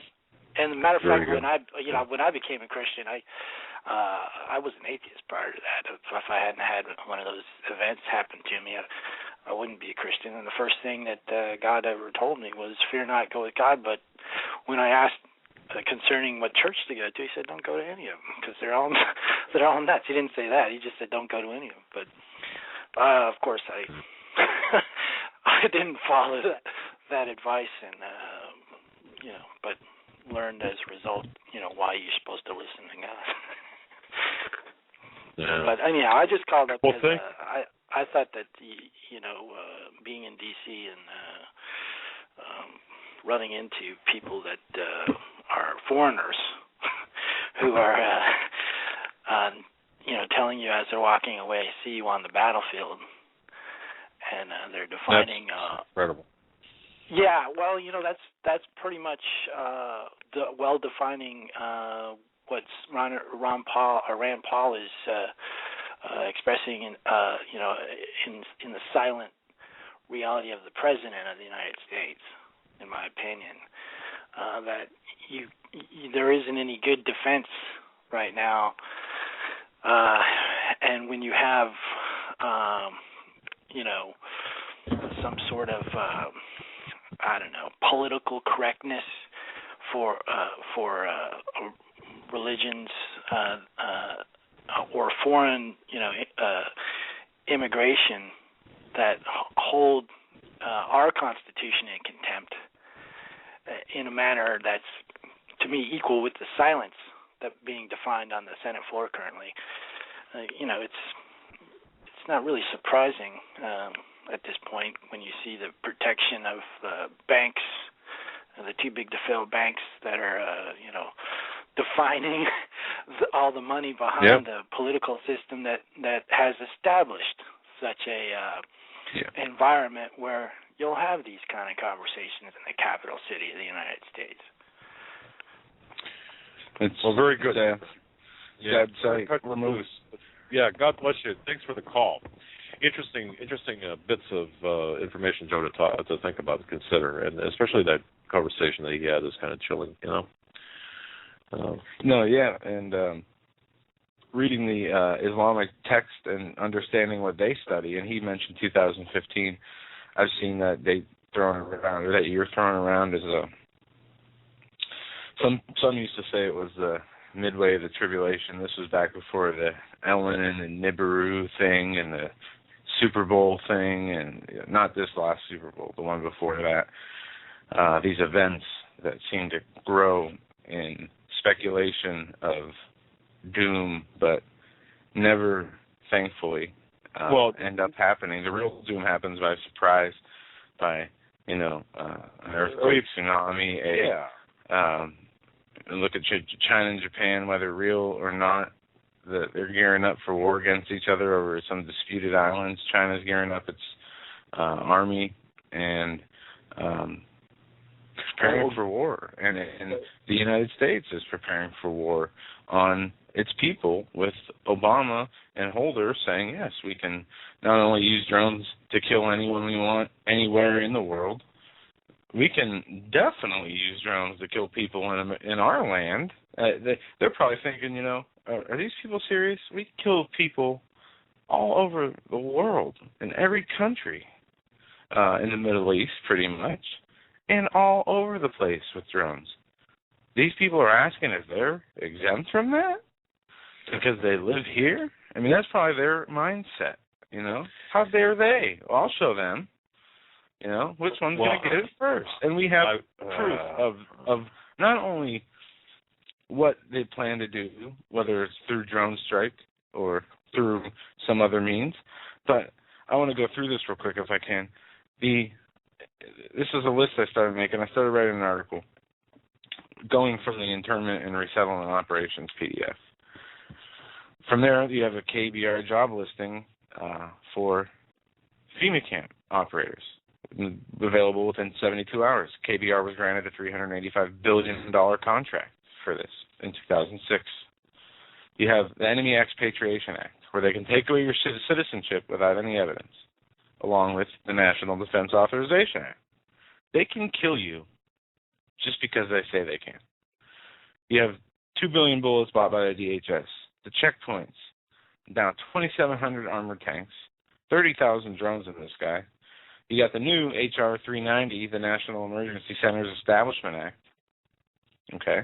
we have Larry Grasswall, who had talked, he's a friend of the show and been on the show many times, infiltrated the group called the Weather Underground, or the Weathermen, as they were known back then, who bombed police stations, the Pentagon, killing police officers and other people, including themselves, and got away with it. Larry Grasswall infiltrated this group, and they said they were going to, when taking over the government, had no knowledge of any economics, how to take care of the country, had no idea of how to do foreign policy. What they were concerned about is re-educating the people on the way they think, and that people who were pro-capitalist or who would not change from the pro-capitalist mindset would have to be killed. If you were pro-capitalist and your mindset could change, you could be re-educated and re-released back into society. And so you have all these things. You have the S510, Food Safety Modernization Act. Now you have all this new gun legislation. You have the urban training drills that we see now. There is all this evidence against them planning. I mean, basically what I just read to you is stating, if you read between the lines, and it's not a stretch by any means, that they're going to, and plan on, while they release thousands of immigrants, illegal immigrants, that they used tons of taxpayer money and resources through hiring of Border Patrol agents to capture these people and detain these people till they were sent back to wherever they were from. But you have all this buildup of things. Now, either they are doing this to prepare themselves against something they perceive to be coming, or something they know to be coming, or against the people. My vote's against the people. I can't see any one of them. Any one of those scenarios we are basically cannon fodder. If they're going to war against something else, so we'll be caught in the middle. That would be a worst case scenario. And when I say something else, I mean the Antichrist coming in, like Tom Horn says. I mean, maybe they fake an alien invasion or pretend they're aliens. They have, and I've been told this, we talked about this, that the government's scared. They might not know what's coming. They're just as scared as the people. See, and they try to learn through remote viewing and all these psychological computer algorithms on what people are talking about and searching. They try to see the future so hard, and I think that's why. I'm not sure, but just a couple things I was thinking about. The build-up and the anticipated confluence of events. I think if you look to the economic situation, I think that my view is, and pardon me for being gross on the subject, is you're going to have such hunger in this country like you've never seen before, and when the food runs out, you're going to have people actually resorting to cannibalism. I mean, I've actually, in fact, there was an account, and I can't verify this, but there was an account of either attempted or discussed or actual cannibalism during the time of Katrina. Now, again, I don't know. I don't have any firsthand information, but I'll tell you, when you can't buy anything because the dollar is worth nothing, and the stores, the shelves are empty, you're going to have people, going house to house. And I really think that I think they're anticipating an economic collapse. That's my personal opinion. But then again, who knows? I mean, I don't know. I'm sorry, I was reading a chat and somebody's talking about a caller. We don't have a caller on right now, but we will bring one on as people are patiently waiting, and we thank you for waiting and holding. Let's see. Area code 651. 651, thanks for holding. You're up next, but you're live on the Hagmann and Hagmann Report. Hey, Joe, Doug, how you doing? Excellent. What's on your mind tonight? This is Dion. Remember? Okay, how you doing? Yeah. Yeah. Yes. Kathy's son. So, Go ahead. No, sorry. Go ahead. Oh, I was listening to Mr. Barzuli, and listening, about ready to climb on board with the let's talk about how everything's coming down around us. But then I was reminded of a phone call I got from my mom today, and I think everybody would rather hear a story like this for a minute. God's still healing people. Yeah. Because about a week and a half ago, Mom went to the eye doctor because she was having problems with her eyes. And the eye doctor said that her retinas were separating. And that the sight in her right eye, or one of her eyes, was about gone. And the other, they wanted her to come back in a week to see what they could possibly do for the other eye. Well, she went back today. To the eye doctor's amazement, the eyesight in both eyes is just fine. So her and her friends and other people prayed and asked God to heal her. And this eye doctor didn't want to hear that. He came up with all sorts of other things. We got to get you to the neurologist. It could be a brain thing then. Well, wait a minute. A week ago you told me my retinas were bad. Now they're healed. Now they're fine. She said, I know it. I know how. I know why. And she just looked at him and said, my God loves me. And she walked out the door. I believe so much in the power of prayer when it comes to health issues and matters like that. I've seen it in action. I mean, I really have. And I believe that. And how great is that? Retinal attachments, retinas don't really reattach. I don't think. It was you guys. You guys had Henry Groover on. Remember, he tells the story about his son. Oh yeah. How he got hit in the eye. Remember, or he got stabbed in the eye or something. And by the next day, that eye was healed, and those doctors were looking at that little boy's eye as it was healing, and couldn't believe themselves. Yep. The power of prayer is out there, and everyone should believe in that and back themselves up with the power of prayer. Here's the other thing to go along with the times we're in, gentlemen. Jesus Christ told us what? He told us that in those times we would do greater things than he. So I don't care how big a giant is. I don't care how short the Nephilim are. I don't care who it is wants to come in front of me. My God says I can trample on serpents. My God says I have power over all things. Therefore I should fear nothing as long as I walk with him and don't turn away. Great. Fantastic. Well, we're certainly glad for your mom's recovery. I mean, my goodness, that's... it's good news, and so many people need prayer for healing. And I don't have a list in front of me, but I do have a list somewhere around me. But there are people I talk to and people who have sent emails asking for prayer. And I just will say this, that to all those people, we are praying for you. And I hope to hear from you guys and send us your story as you find yourself making your way through whatever problems it is that you need prayer for. And we want to hear the stories of how the Lord worked in your life. We need to hear those. And caller, I want to thank you for sharing that with us. And you guys, I just one other thing.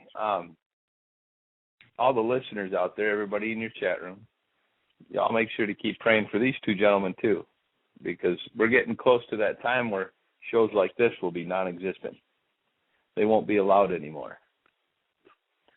So you keep praying that these gentlemen and gentlemen like them can keep doing what they're doing as long as they possibly can, no matter what. Because there's more and more people waking up every day.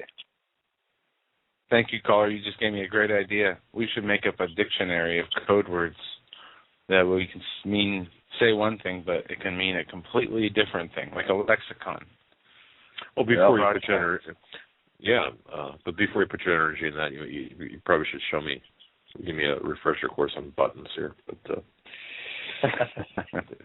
all right, my friend.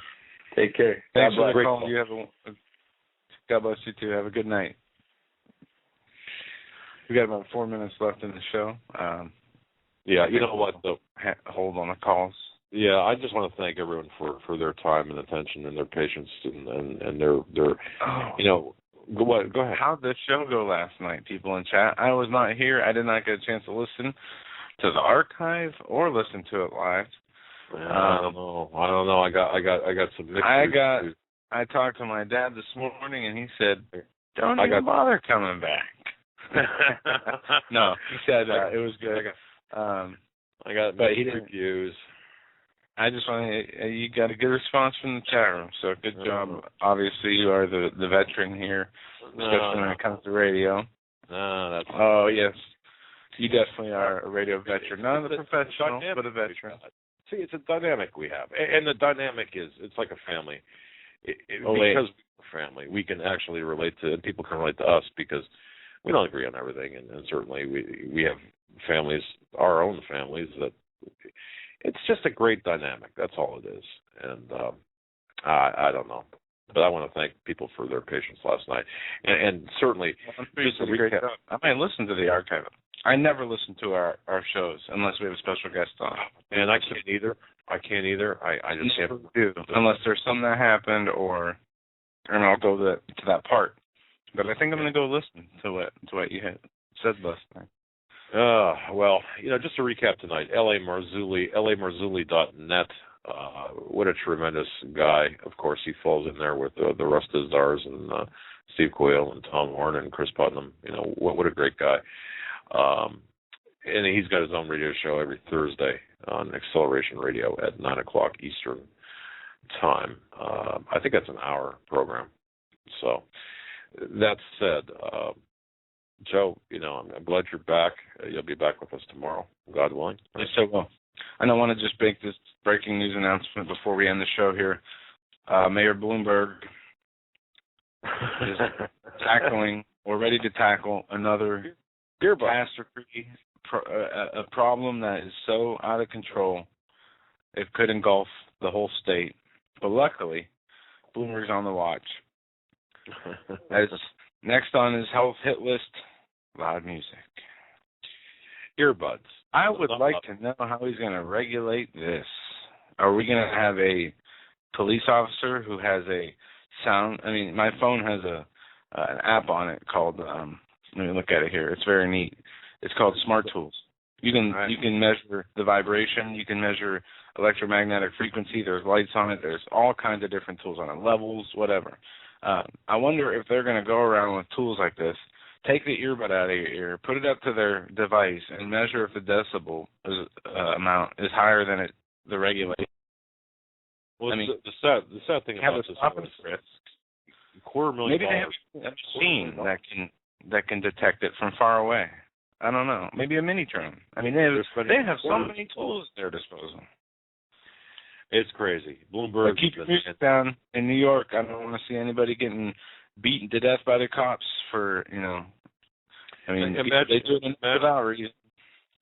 Just imagine walking down Fifth Avenue with earbud streaming, a big gulp in your hand, in one hand, and smoking a cigarette.